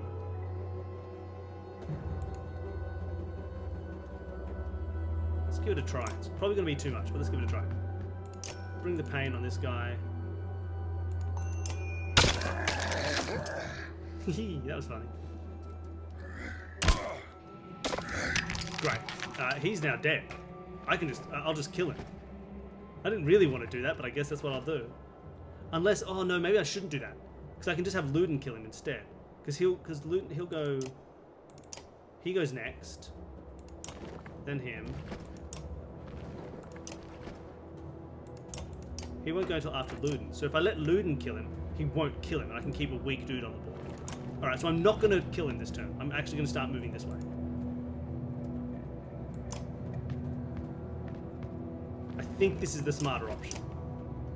Let Luden attack him first. Nice. Okay, okay. How far can... Oh, boo! Gunoff can't make it to him. What about Bursey? Can Bursey? No. Okay. So if I move this guy up, that would be a foolish idea because Gunoff wouldn't be able to kill him. And I'd just be wasting time. He can move all the way up to me. So what I might do is actually move myself down here. Right here, so I'm out of his range. That's what I'm going to do. Or should I let him take the first hit? Yeah, maybe I'll just wait.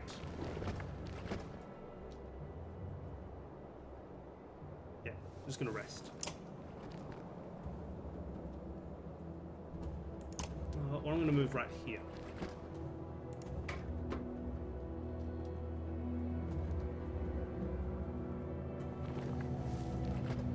If I move here, he'll hit me if he expends energy. I'm gonna move to here. That'll be out of range.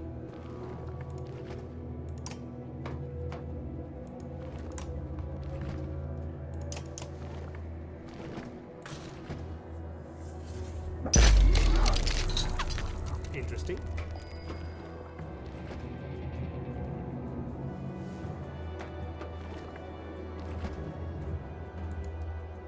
We'll just do 13 damage, 14 damage with him. Let's just do that. Alright, so he's now on 1 health. He's useless. Okay.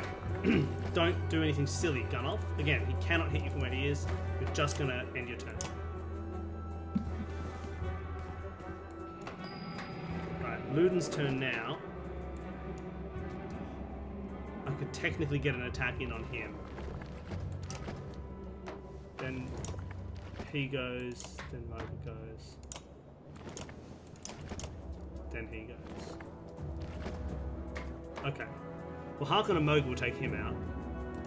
Luden, there's nothing for you to do. I might just move you up here.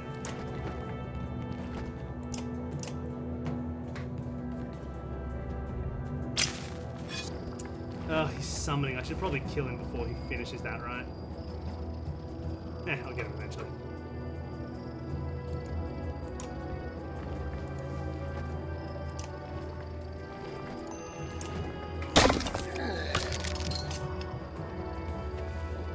Cool.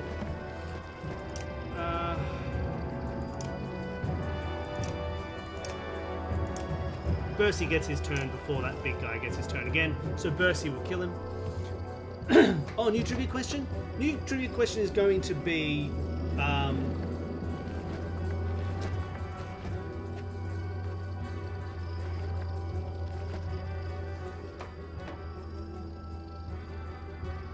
a geography question again. We're stuck with geography, and the geography question is going to be...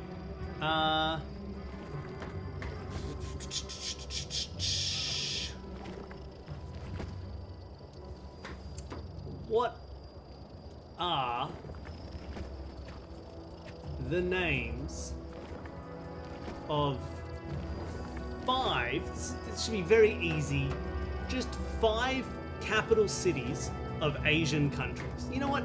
Scratch that. We're going to make it 10. We're going to do them all together. Asian, like a city, the capital city of an Asian country, give me 10 of them. 10. Doesn't matter what country. I want 10 Asian capitals. There should be some very quick, easy ones, and then it'll probably get a bit harder. 5, I think, would be too easy. But if you can get to 10, whoa, wild. As a group. So don't feel like you need to list all 10 in your one response. Stick them in one by one. We'll see if we can get to 10.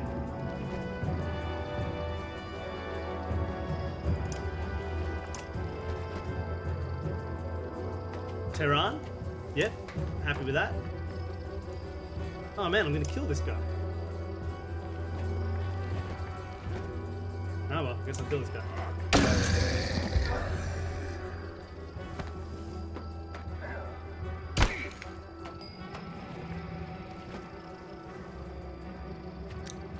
Jakarta. Yeah, that should be the Indonesian capital. Tokyo. Yep. Beijing. Cool.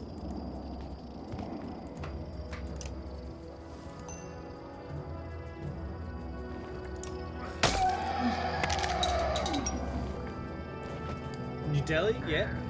Oh, New Delhi and Delhi is a weird thing.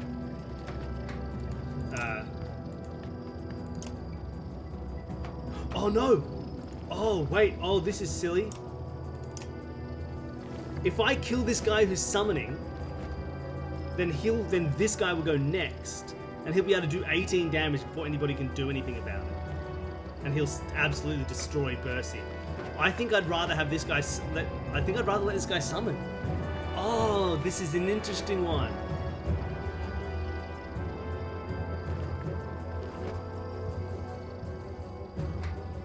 I'm gonna let him summon.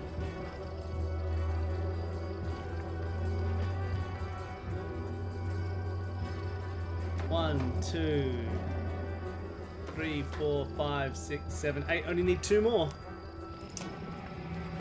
I'm gonna let him summon. Yeah, I'd rather get this 8-10 out than have Bercy than have Gunolf get completely destroyed.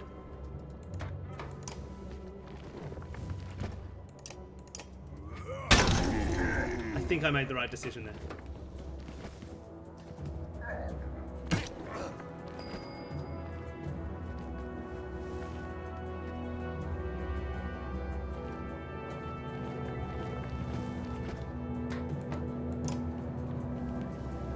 Yeah, I believe Hanoi is Vietnam.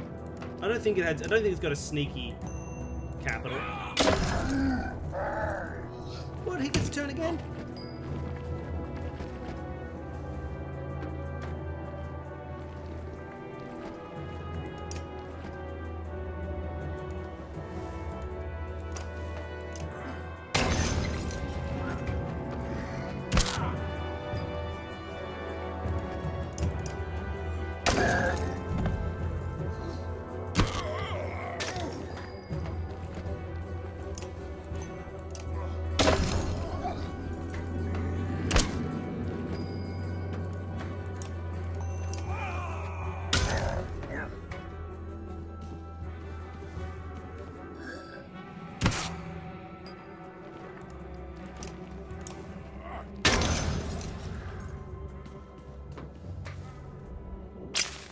Oh, he's summoning too.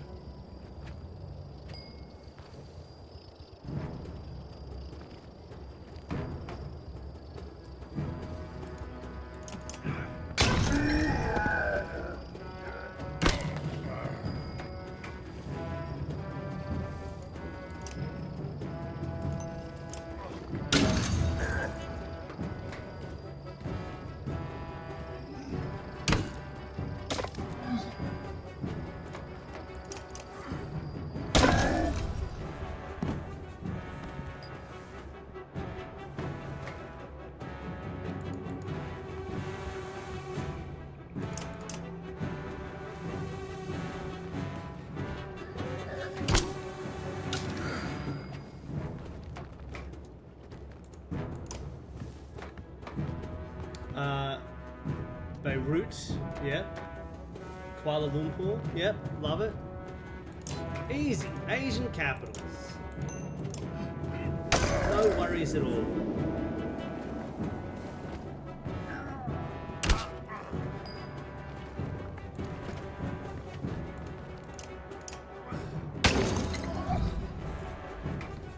Cool. We've got this battle completely under control.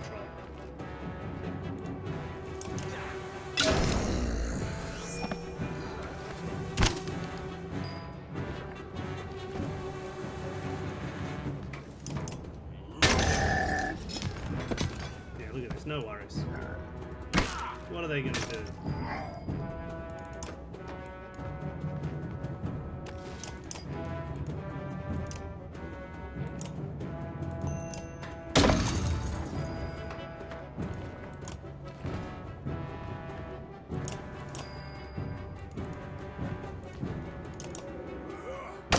Beautiful!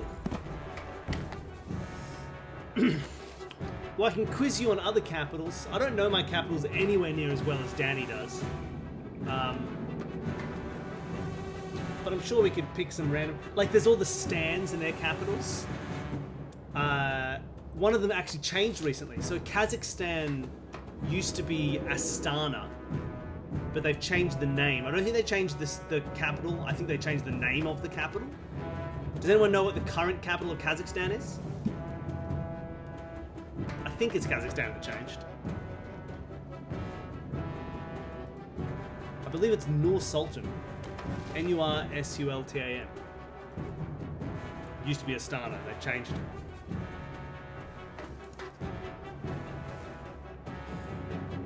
Kill a few more.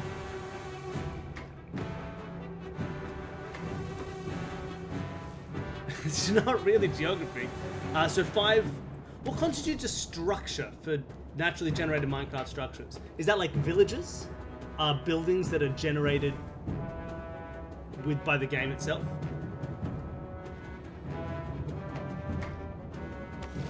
Nice. See, I got that right.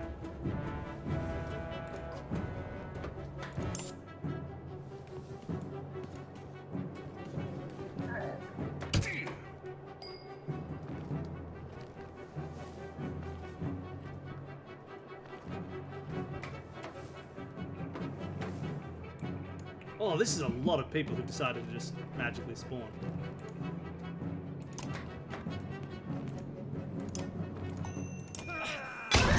God, Luden's strong.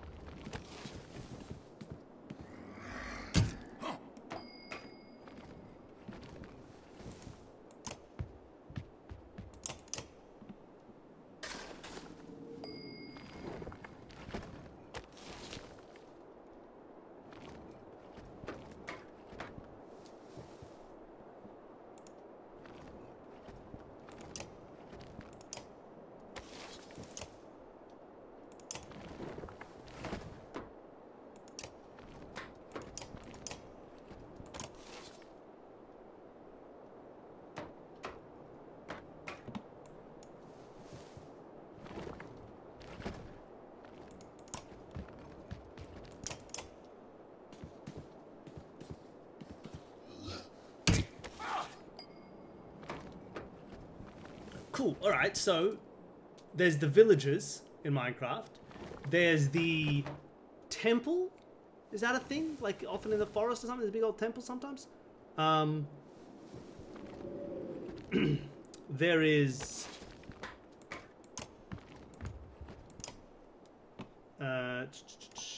there's like...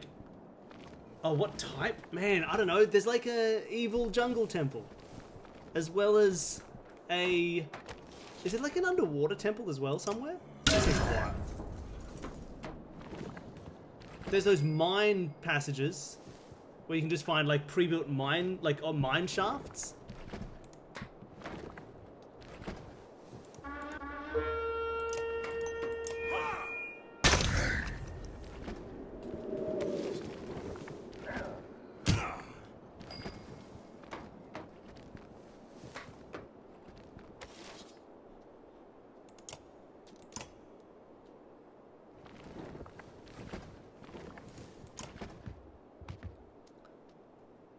Okay, Jungle Temple, Sea Temple, Abandoned Mineshaft, Village. And does it count as the ones in the Nether? Where, like, they're big, flamey Nether castles? Forts? I don't know what they're called.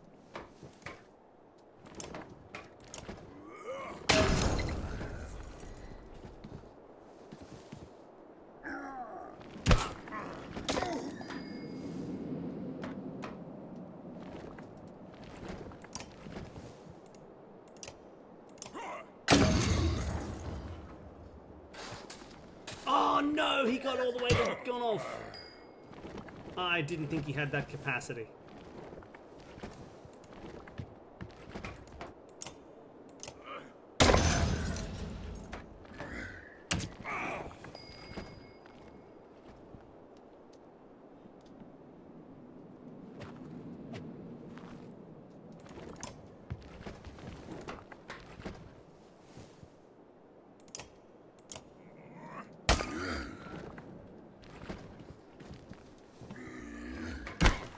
I need to get damage down on this guy.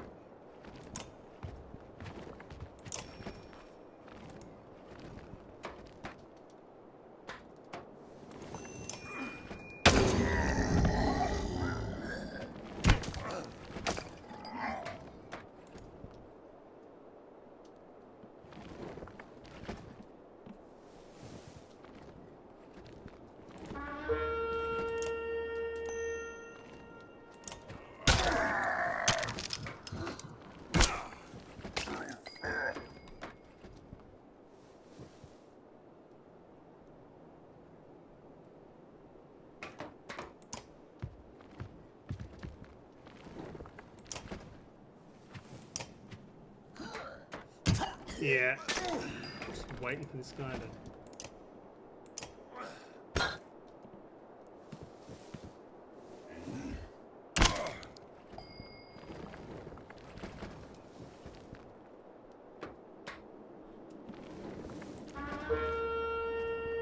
There we go. Okay. Now Lou can get this attack in.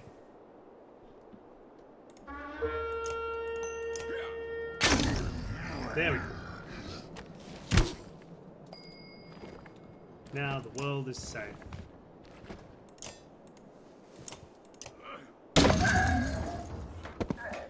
That was scary. And I still lost one person, but it's not too bad.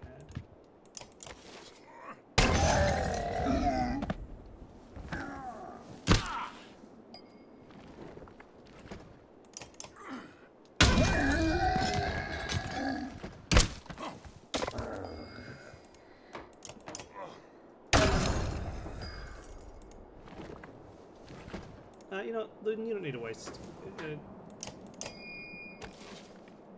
Let's get the kill.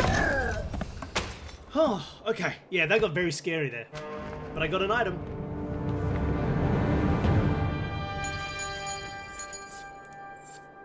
I got the item.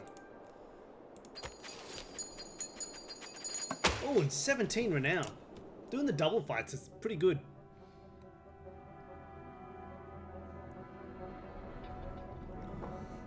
What's going on? I had one eye on the fight. Next time I look down, dredge are swarming into the courtyard. Can't tell how many more are waiting out there. But it's a lot. If we're getting back across the bridge, it'll be a fight. Any options?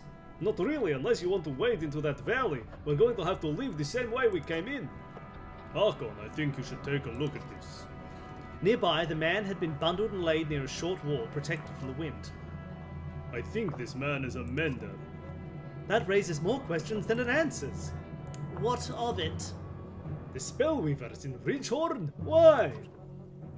Maybe they knew something about what's happening. If he's going to tell us anything, we need to get out of here alive. But first we need rest. No, I think I'll be alright.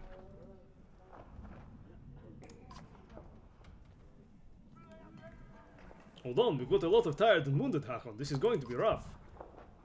Each day we wait means more dredge, or another ambush, or we get snowed in. A heavy rain may act in our favor. We can get past the first line of dredge and lose the rest. What difference does it make? We're all going to die here. Yeah, look, it's your goal, Hakon, but we can't cut and run on this one. There's one way out. If anyone falls fighting here, they'll be left behind. Alright, let's wait for now. Everybody's counseling me to wait. I should probably wait, right?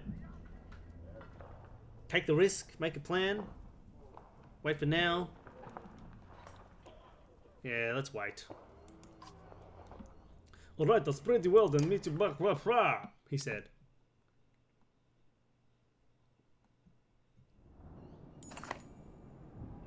Oh, so I feel like for us, in terms of like learning about puzzle design and types and stuff, we just sort of did them. We just like started making them and doing that and just using our experience from having done some escape rooms, but that's probably a bad idea.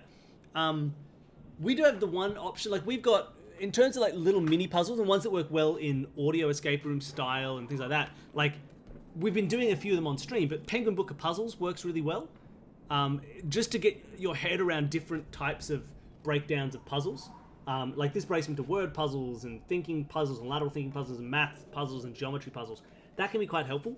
But there's actually a book that we don't have and I didn't know about, but Jen talked about it at one point. Maybe in an episode that hasn't been released yet. I think we've talked about it a bit. Maybe it was just personal talk.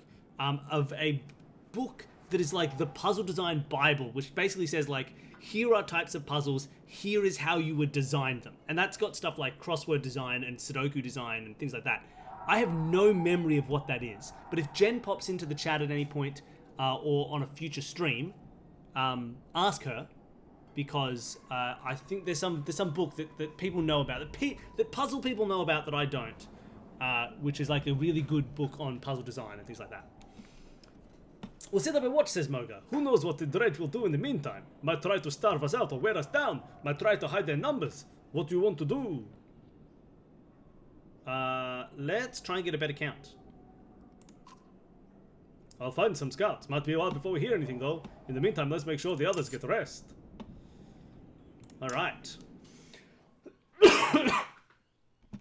Alright. I've got some level ups I can do. I could do a single Moga level up, like a rank 3. These cost 15. So I could do a rank 3 level up on Moga or Bercy. Or I could get Gunnulf a little bit stronger. Gunnulf I'm starting to use a little bit. Let's promote him so that he's actually in any way effective.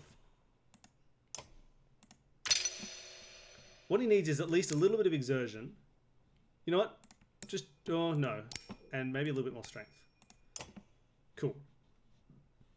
And now he's got Tempest level 2. Great. Great. Meanwhile, what's this item I got? Skewer? A ceremonial dagger that commonly carry... Oh. Makes people less likely to attack them. I'm going to give that to Gunnar. Because he's so susceptible to attack, but really strong if he hits in.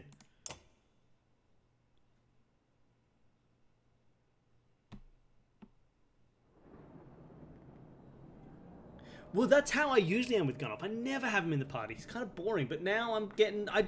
Like, he was pretty useful in that last fight. I might be able to turn him into a baby Harkon. Like, I feel like his strength has the capacity to get pretty high. Hold on. He can get 18 strength. That's pretty dang high. That's some Harkon levels of strength. So he could be quite useful. Alright.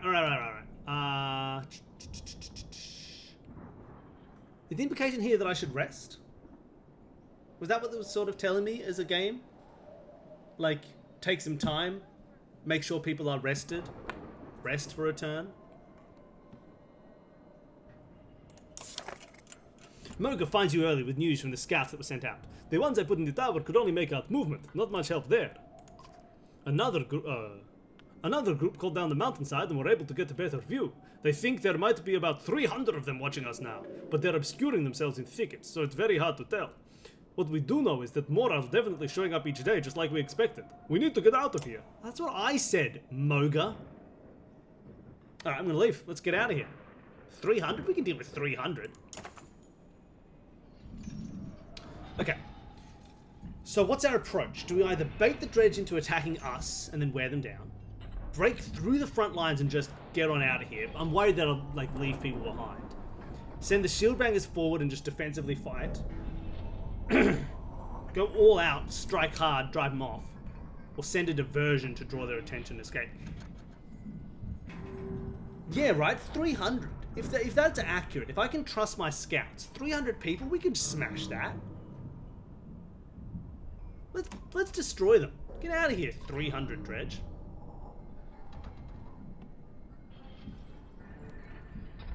Let's go smash some dredge.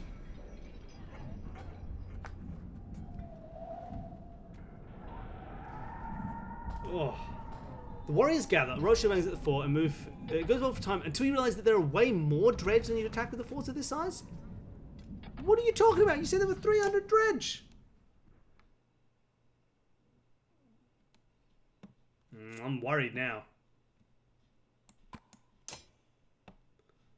I'll throw Gris in instead of Fasalt.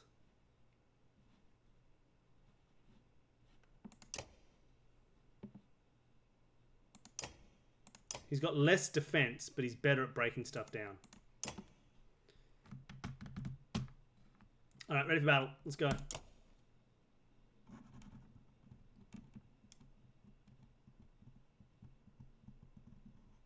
Yeah, let's hope. Well, this battle doesn't look too tough. A big pile of slingers. And a 21! But 13. Okay. We can deal with that. We can deal with that. We can take out down that defense. And the 13's not too scary. Moga is going to be the one. Moga and Gris, I'm going to want to get in contact with this dude.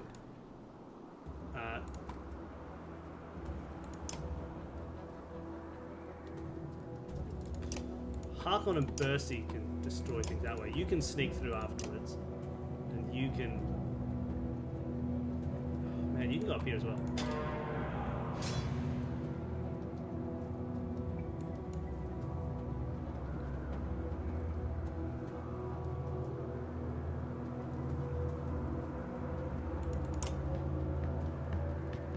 Oh, I shouldn't have moved here. What a stupid movement. Why would I do that?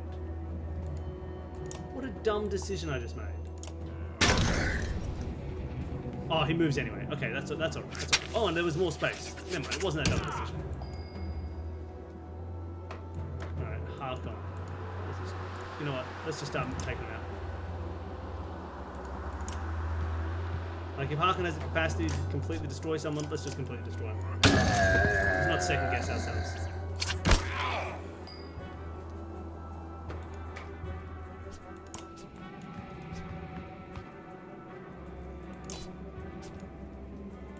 Did I really not move far enough? I don't know how I did that. Alright.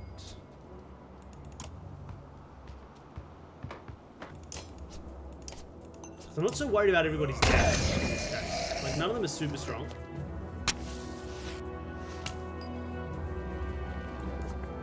I'm a little bit scared of this. He can move to there, so I'll move me to here.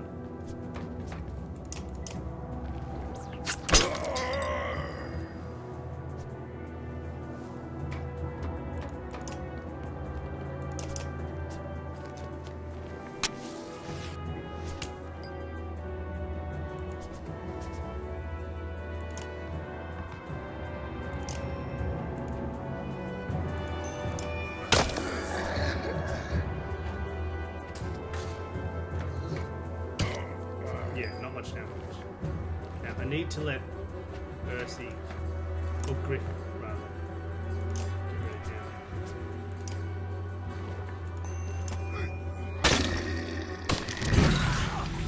Oh, that was rough.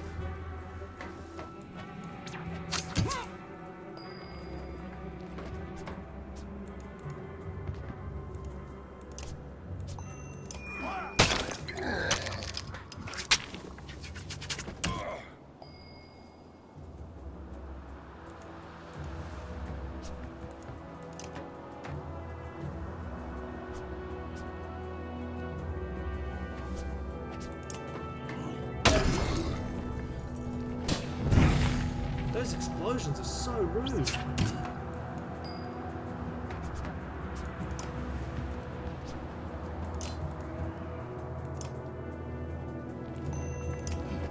There we go. Big guy's going down.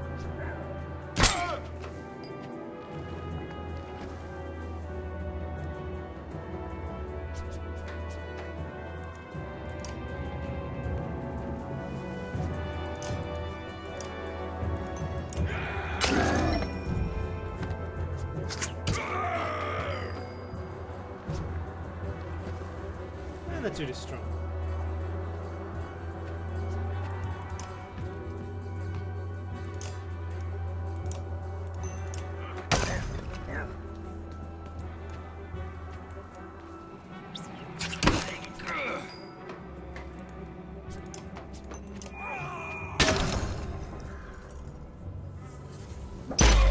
Yeah, okay. I should have seen that coming.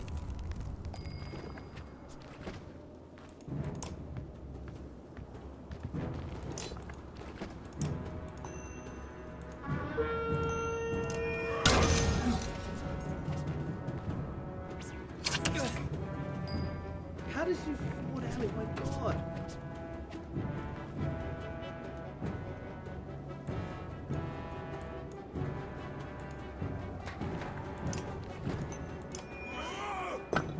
Yeah, had a 50-50 shot. This fight was much harder than I thought it was. It was because of these bloody explosions. That's what got me. Like, they were doing so much damage.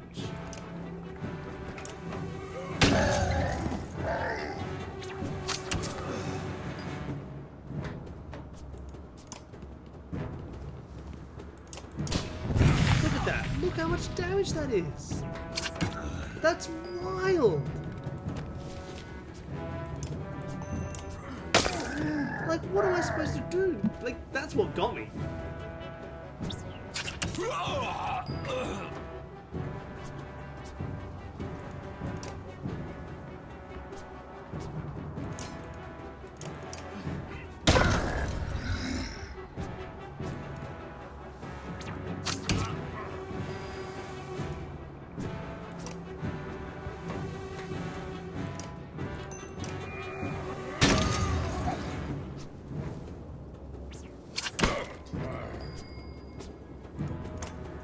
Those explosions were doing so much damage.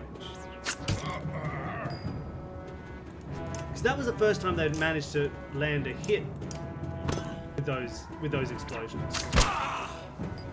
And they were just destroying me.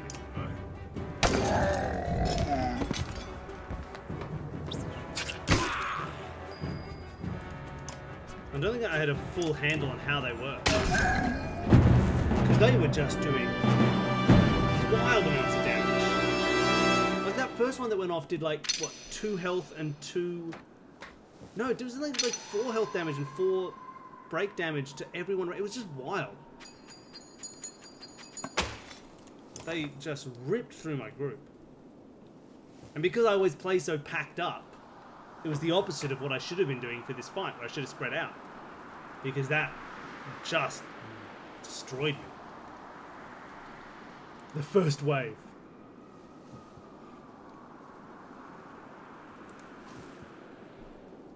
Get out of here alive. Sorry.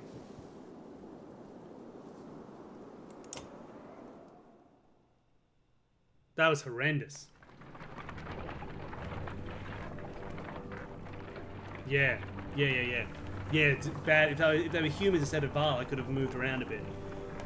Oh, tough fight.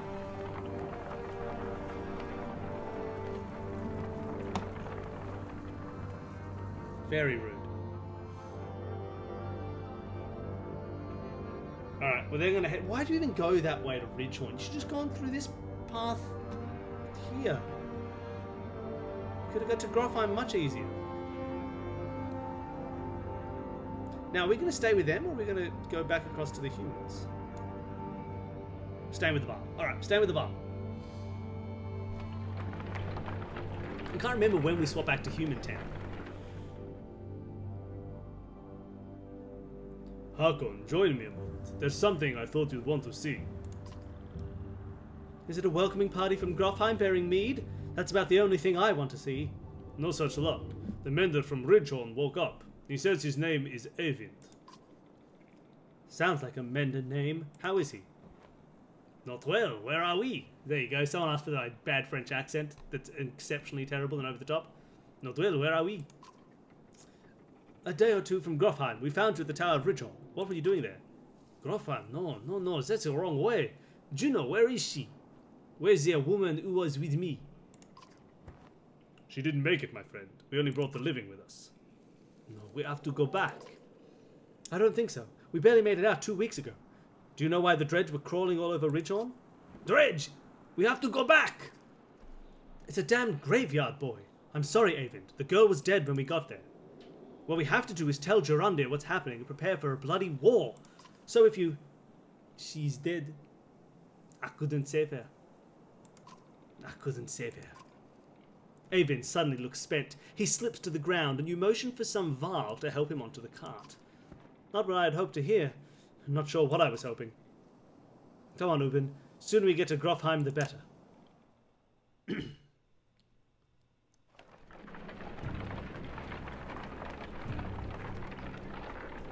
Dread grips me as we approach Grofheim. Whose voice is this? None of us expected to see a city unscathed. But what we find steals Oh, what a good the very reveal! breath from my lungs. That was beautiful! Boom. Oh, look at Grofheim!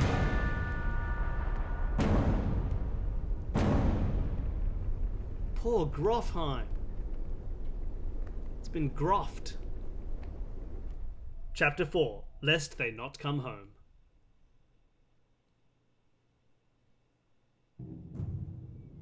Bye. See you later. You're right. And maybe a little bit of map travel. Well, I have no idea what Banner Saga 2 and 3 are like. I don't know whether they let you kind of move differently across the map, or whether it's the exact same style of game. I really don't know.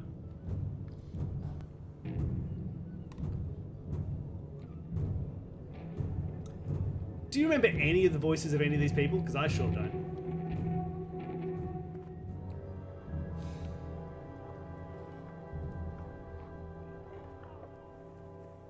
Is that my echo impression?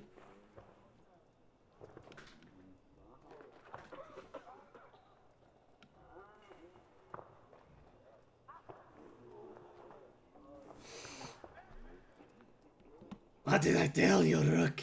That's not his voice, but it's his voice now. The man has a crazed look about him. He stands, axe pointed in your direction, on the other side of a dozen men. Eccles, you son of a bitch. Remember what I said? Think carefully about what you want. This is what you get. Eccles walks away, leaving you to deal with his thugs. Okay, yeah, can't you remember this team at all? Alright, we got Eggle, not Eccles. Eggle. Eggle's a raid master. What's he got?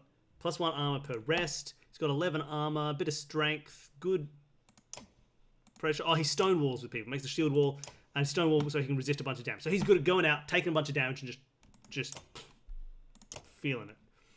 Hogan, who I'm going to promote because I have 47 renown. He also does the shield wall thing, so that's fun. And he does Bloody Flail, which is just so good. 4 strikes and just... So what is it again? It does 1 strength or 1 armor, and then does damage equal to 1 + 1 for every adjacent ally. That's cool. He's got a bit of strength. And a bit of shield. Oh, yes. Yeah, it works really well. It had a bit of that Doofenshmirtz vibe to it. There's not a show that I know very well. I'm the wrong age for it. 2 points. Let's go a little bit... Let's bring him to a cool 10-10. I like that. Then we got Mogan, who's exactly the same, except his strength and armor were swapped. Rook. Rook's got this Bjarken rune. Gives him the ability to possibly dodge.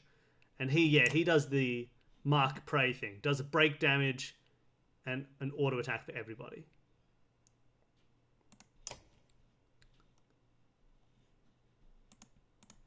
Oddleaf, who I can promote, so I shall. Oddleaf does the cool Rain of Arrows thing where you set a trap, which is fun, and puncture. I'm going to give her a bit more strength, a bit more...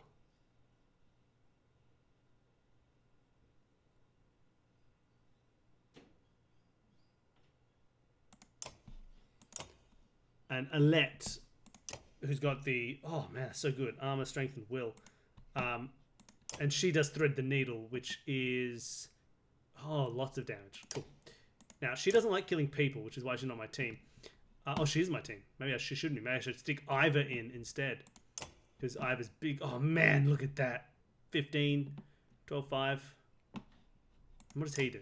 Battering Ram. I thought someone had Battering Ram. He's also a strong arm, like Grunkus. Yeah, I'll put Ivor in there. Cool. Well, canonically, Alette said she didn't want to kill people. So maybe I should take Alette out.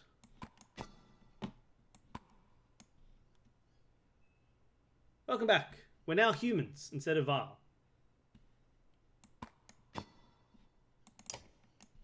Oops.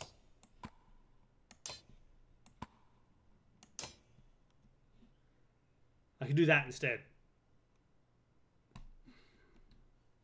Let's do that instead. Yeah, it was an easy fight. Very, very good. Nothing bad happened at all.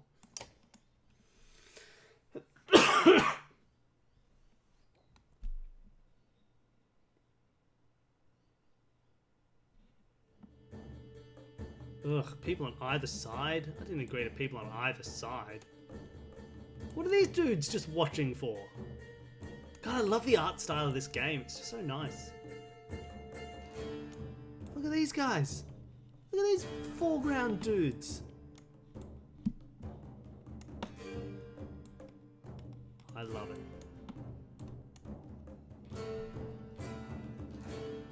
Alright. So, what's the plan here? We've got clowns to the left of me. Jokers to the right. I should split up a little, right? I should go like... What I might do... Here. I'm going to stick Oddleaf up there. I'm going to throw Ivor over here. I'm going to put these boys together. And they're going to fight here. And these three are kind of going to go that way. That's the plan.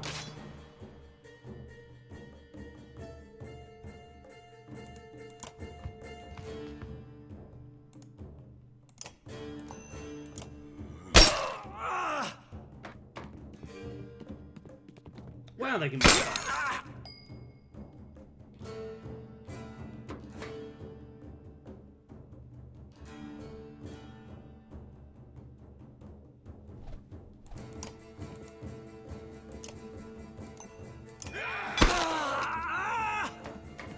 Oh, I didn't notice that guy down there. Oh wait, no, yes I did, yes I did.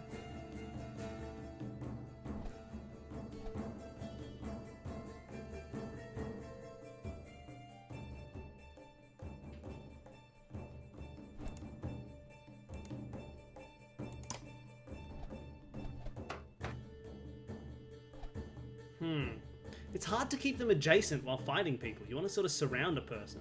It doesn't really work that way. It's kind of rude.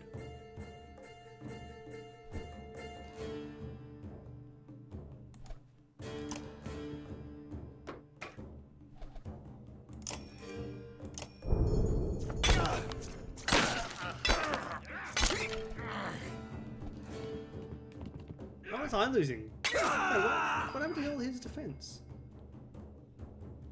What just happened there? Did I lose a bunch of health?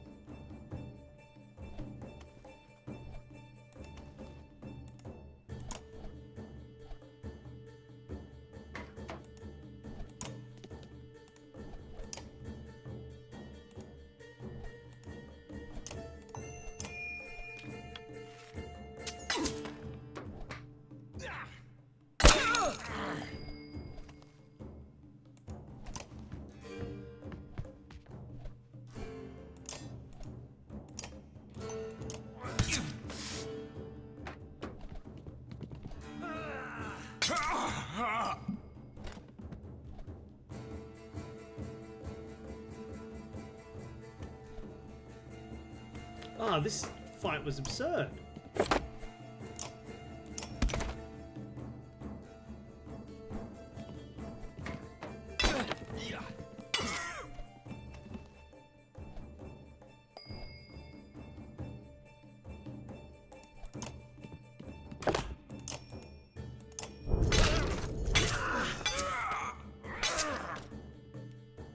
These bloody fireflies are insane.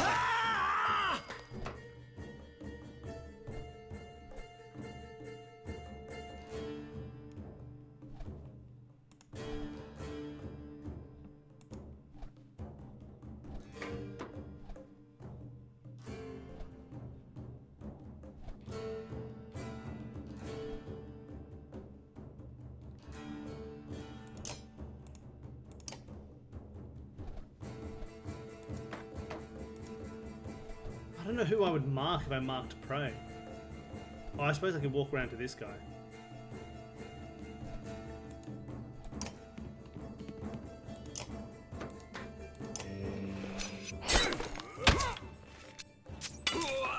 Really? Wait, what? Oh, because he's got bloody... so dumb!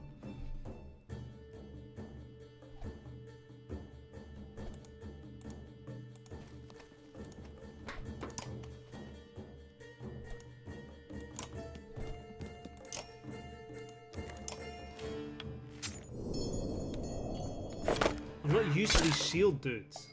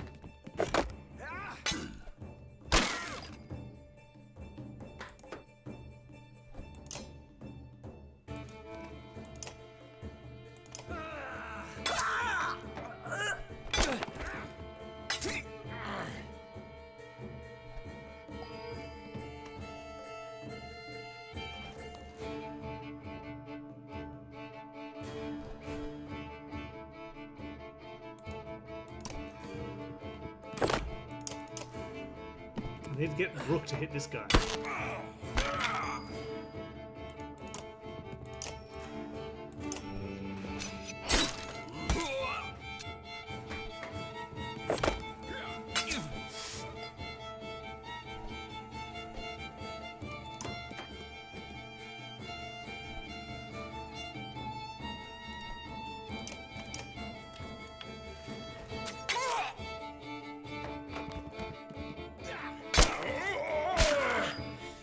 Oh, really? I can't get around to this guy at all.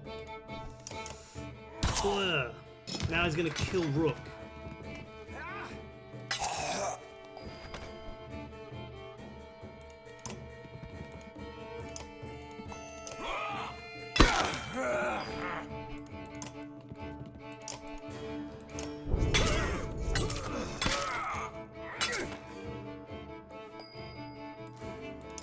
Dumb first battle. Foolish mistakes. Trying to get used to this new routine that I've forgotten how to use.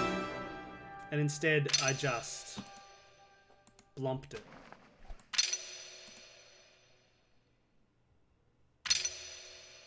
No, the Mark Prey was a good idea. I just wasn't paying attention to the fact that the person I went and attacked, because I had a choice of a whole bunch of them.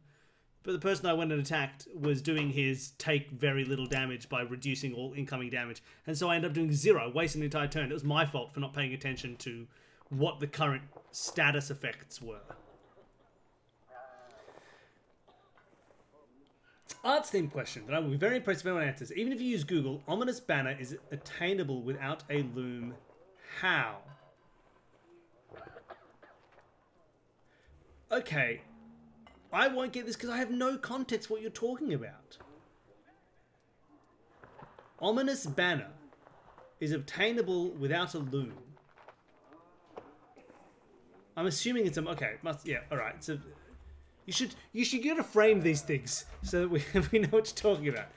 Alright, I reckon you can get an Ominous Banner in Minecraft as a rare drop from one of those skeletons with a skeleton. With a skeleton rare drop, you get an Ominous Banner.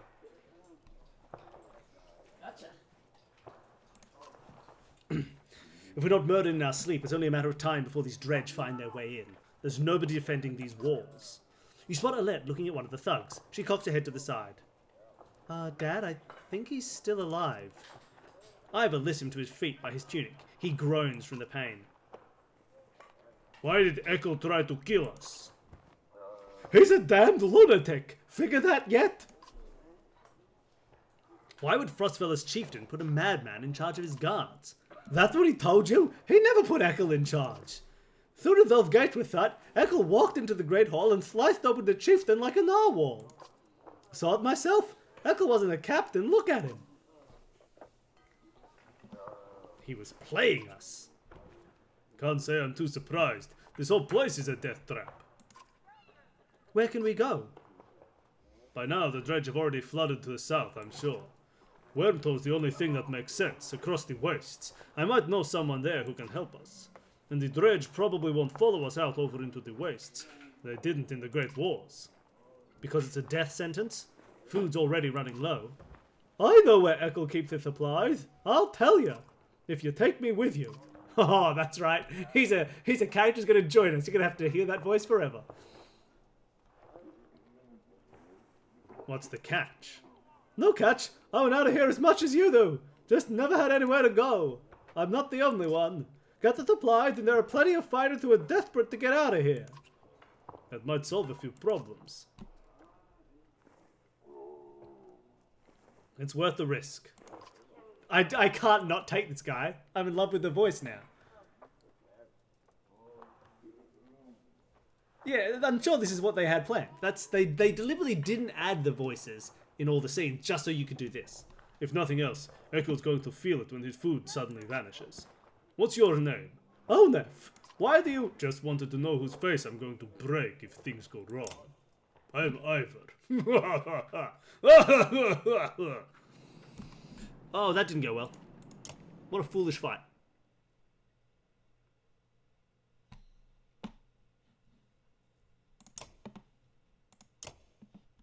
Ah, level 3 Ivor though. Now I've got rank 2 battering ram. Oh, what does Ivor need? The ability to smash through shields and be cool. That's what he needs. And now he can have this. Oh, +2 strength. He doesn't need that. But he'll take it. What's Onef? A backbiter. Some relation to Ekel has seemingly driven this man away from Frostfeller, though he has never told you much about the exact reasons why. Run through. Oh, run through. Sweet, sweet, sweet. So he's also got shield wall, but he has run through. So character selects the target and runs through multiple tiles to reach them, causing 2 armor rate damage to each character he runs through. He then stops behind his target and stabs them for normal strength damage. That's such a good ability. Oh, hey, it's iHeartBoard Games. Hardboard Games, welcome. Hardboard Games, Ronald Hardboard Games, everybody Hardboard Games. Welcome. We're playing some Banner Saga. So last time you raided, we were playing XCOM, and we failed so miserably at XCOM multiple times on the hard difficulty we were playing in ours that I decided to take a break. We'll play a different game with tactical combat. So we're playing this fun Norse tactical combat game. I've played through this game once years ago when it first came out, and we're back to playing it now. We've got silly voices for all our characters. We've got tactical combat. What more could you want? How has your board gaming been going?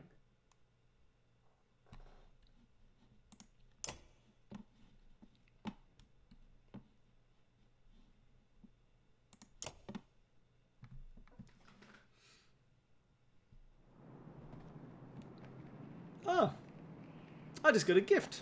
How lovely.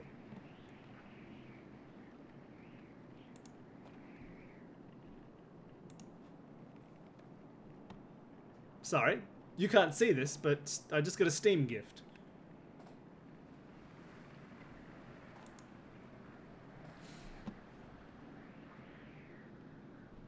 Okay, what's going on here? Supplies, yeah. Oh, this is just me doing the next mission. Sorry, I should have noticed. The next mission was to get supplies. I was like, oh, I can have some supplies. This is the next mission. Onef leads you to an inconspicuous building. This is them, he says to a handful of guards inside who lower their weapons. In a concealed basement, you find an enormous store of food and sundries. Grab what you can, he mutters.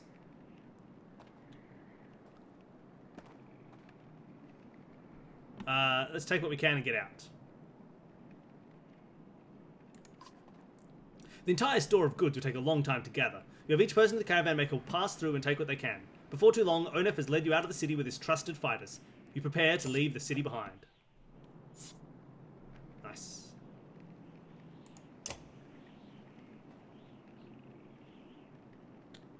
TTS?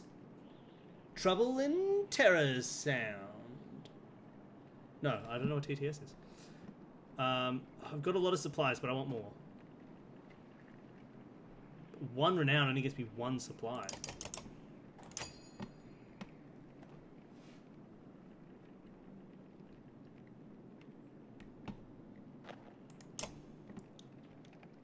Ah, tabletop simulator. Makes sense. Let's get out of here. Outside the walls, things are a mess. Dredge are everywhere. Fortunately, they're going around the hill on which Frostfella sits, heading south, and show little interest in following you as you cross into the wastes. You're finally free of Frostfella, but find yourself facing new problems. What an F-heavy sentence. You're finally free of Frostfella, but find yourself facing new problems. You hope that whoever Ivor knows at Wormtoe is willing to help.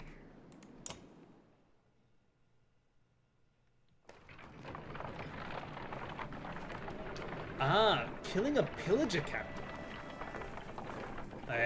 I'm assuming that's Villager? Not Pillager? Or maybe it's Villager.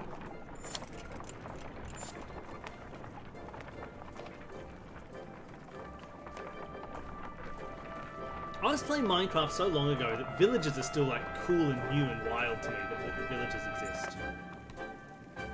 But I feel like they've been around for a very long time.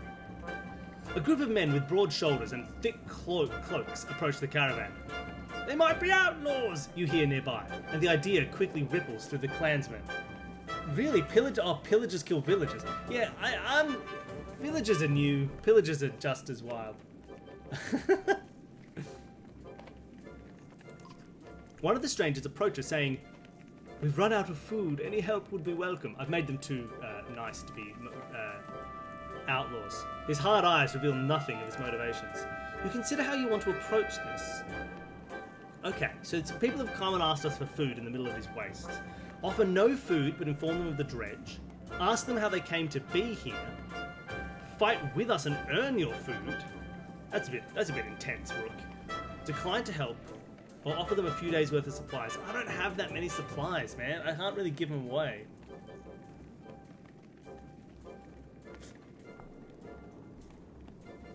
I'm gonna ask them how they came to be here.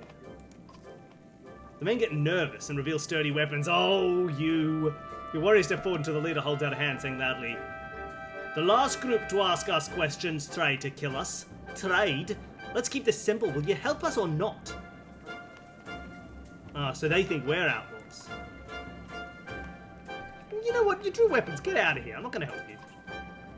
We have no food to spare, you tell the stranger. The man gravely nods in understanding before raising a hand and dropping it. Arrows suddenly slice through the caravan and people scream. In the commotion, they grab what they can and run. They're gone before you can take stock of the situation. After patching up the wounded, you have nothing to show for it but a little less food and some dead clansmen. You know what? That was rude.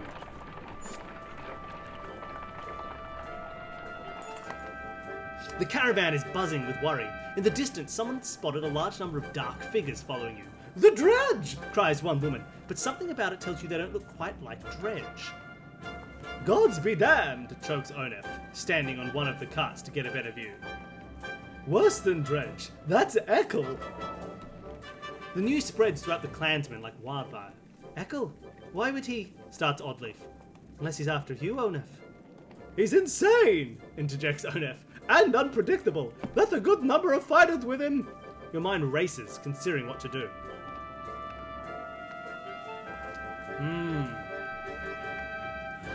What do we do about Ekel? Oh, Ekel's the guy who looks like this.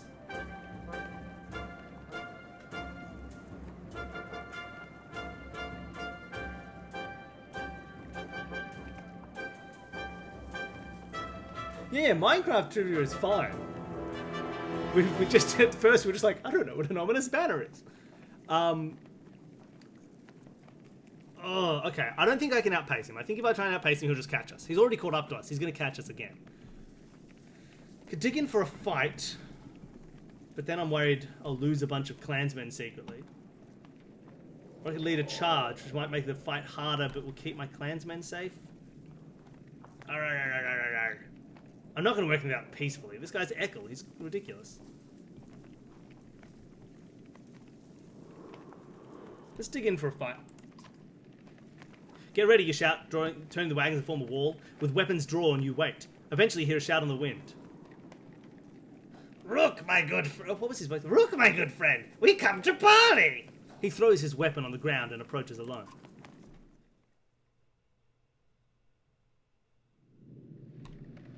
Why would I believe a word you say?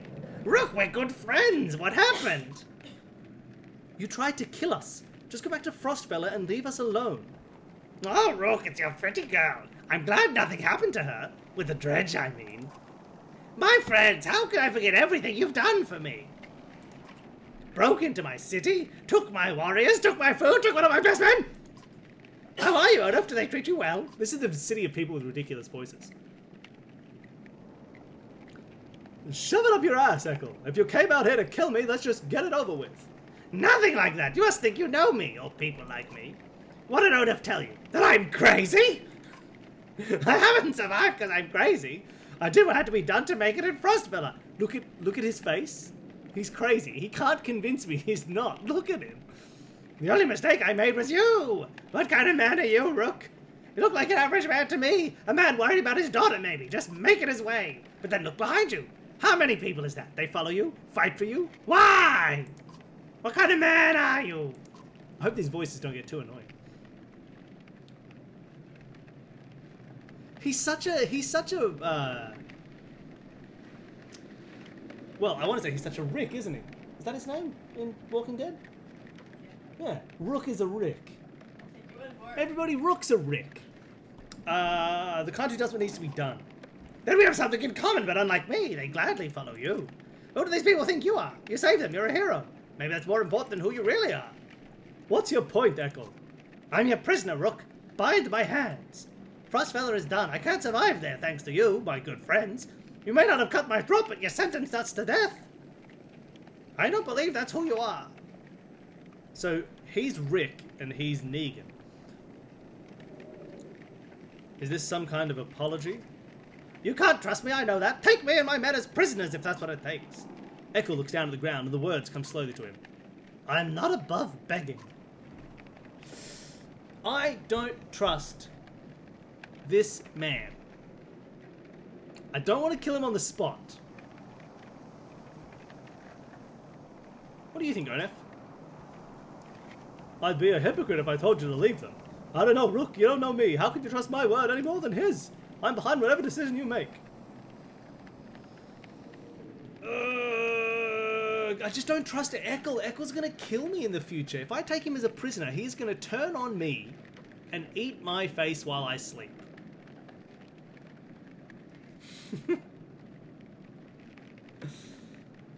If I kill him, I'll... Oh, I can't kill him anymore. If I leave him in the wastes, that's going to be killing them. No, I'm too nice. Come, join me as prisoners. Listen, Ekel, we'll keep you alive. But look at one man, woman, or child the wrong way, and every last one of you gets cut down on the spot. Do you understand? I may be reckless, but I pay my debts. These people are right to follow you, Rook. You're a good man. You have each man's hands bound tightly and their bodies checked for weapons, making sure no mistakes are made. Things are certainly starting to feel complicated. It's been almost 3 hours. We'll probably stop soon. Maybe we'll do one last fight and then we'll stop.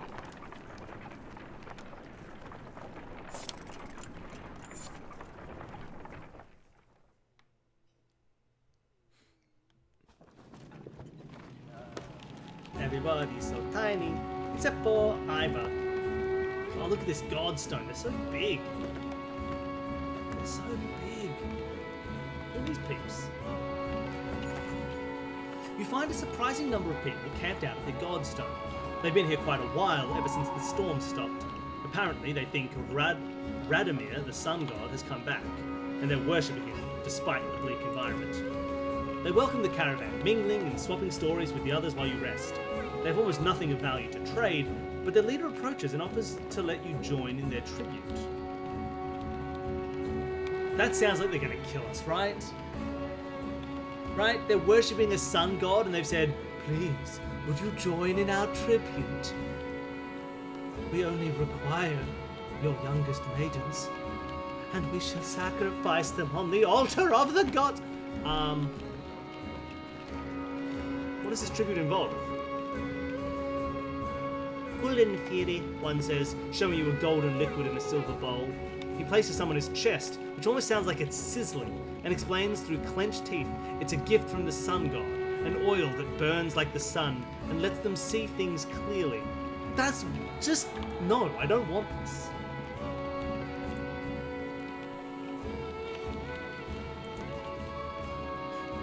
Nobody can really agree on what Radomir looked like, as fond as he was of his own isolation. He never directly contacted humanity. Most think he was a serpent that lived in the sun, and it's not uncommon to hear speak of seeing the tail of a great creature slipping through the thin clouds on a sunny day. Radomir was always one of the lucky gods, the kind who people thanked for good weather, healthy livestock, and a good harvest. Despite all that, the biggest mystery has always been how his godstone came to be found at the bottom of a dried-out lake. Ooh, are people playing Among Us this week?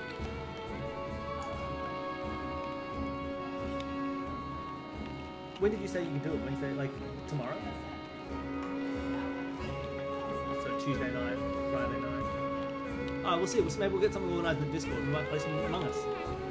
Probably not on stream, by the way. Just playing some Among Us. Sweet. Alright. Yeah, true. After some rest, you continue on. The sun god worshippers are keen to stay, so you pack your things and return to the road.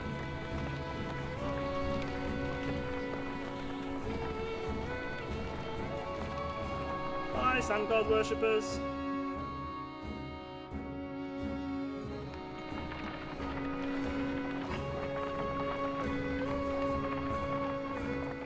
Yeah, your Friday night or your Tuesday night. Oh, look at these birds. They're probably going to kill us.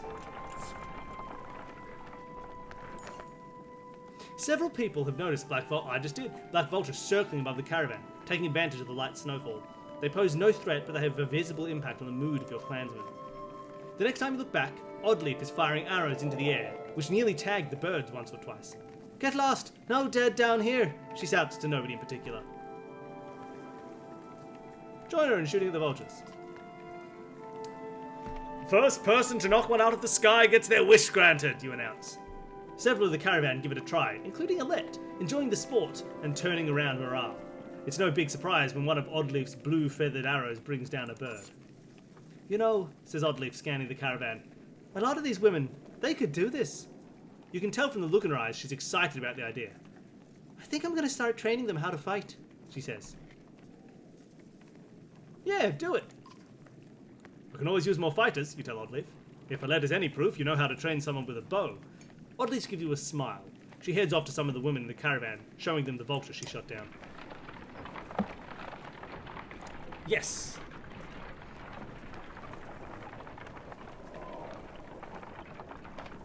All right. Ah, okay. Rest. Camp. Camp. Pull morale. Ooh, let's talk with Mogan or Hogan, whichever one he is. Oh, they probably had voices, right? "Just take it easy for a while. People are noticing." "Oh, they've noticed, have they? We're on the edge of dying daily and you want me to take it easy? God, I should be ploughing twice as many fields, you understand. Don't get us thrown out of this caravan, Mogan. It's not just you who suffers. Right, so you get married, have kids. Now I'm supposed to settle down too, yeah? What happened to..." The two brothers clam up as you approach. "That's right, I've got a kid to take care of. Cool your head, Mogan." Hogan departs, leaving Mogan looking awkward. "Rook, what brings you around?" "Just heard yelling, came to check it out." "You come running every time you hear yelling? Yeah, must be why you look so tired. Look, it's not secret. I like women, Rook. They like me. They like the scar." "Forget this. Listen, all this death. Every night, half the caravan cries itself to sleep. Pathetic. Come on, Rook, be honest. This is good living. Half the world just tilling soil till they'll keel over. What kind of life is that? We're lucky. You could go your whole life with no goals, no purpose, nothing to fight against but boredom and hunger. I'm glad for all of this. I get what you're saying. Look at it like this. We're fighting to the death almost every day, yeah? You can curl up in a little ball of fear. You can go hide in the woods eating nuts and appreciating leaves or some nonsense. Or you can enjoy the struggle. Know which one I pick. Anyway, just so you know, I'd never go for a let. Promise you that. Or Oddleaf. All yours. Wink. I'm a creep. Appreciated, Mogan. You depart unsure whether your opinion of Moga has changed for the better or worse. Oh, apparently you said your Wednesday night or Friday night next week. Oh, But that was wrong. no, it's fine. Or is it right? I mean, it doesn't matter either way. You can also do Wednesday night. So Wednesday night also works. That is also good. Tuesday night, Wednesday night, Friday night. Whatever works. Does that mean I've got something on tomorrow morning that I don't know about? Maybe. Oh, that's not good. Yeah, I'll probably need to rest a little. I might leave it here. I might finish the stream.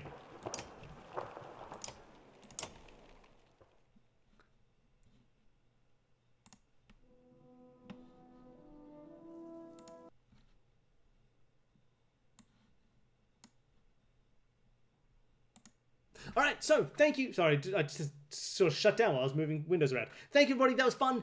We're moving forward, making some progress. We fought some good fights. There were some of those fights I felt very proud about. I think I'm kind of learning more about how to make this work. But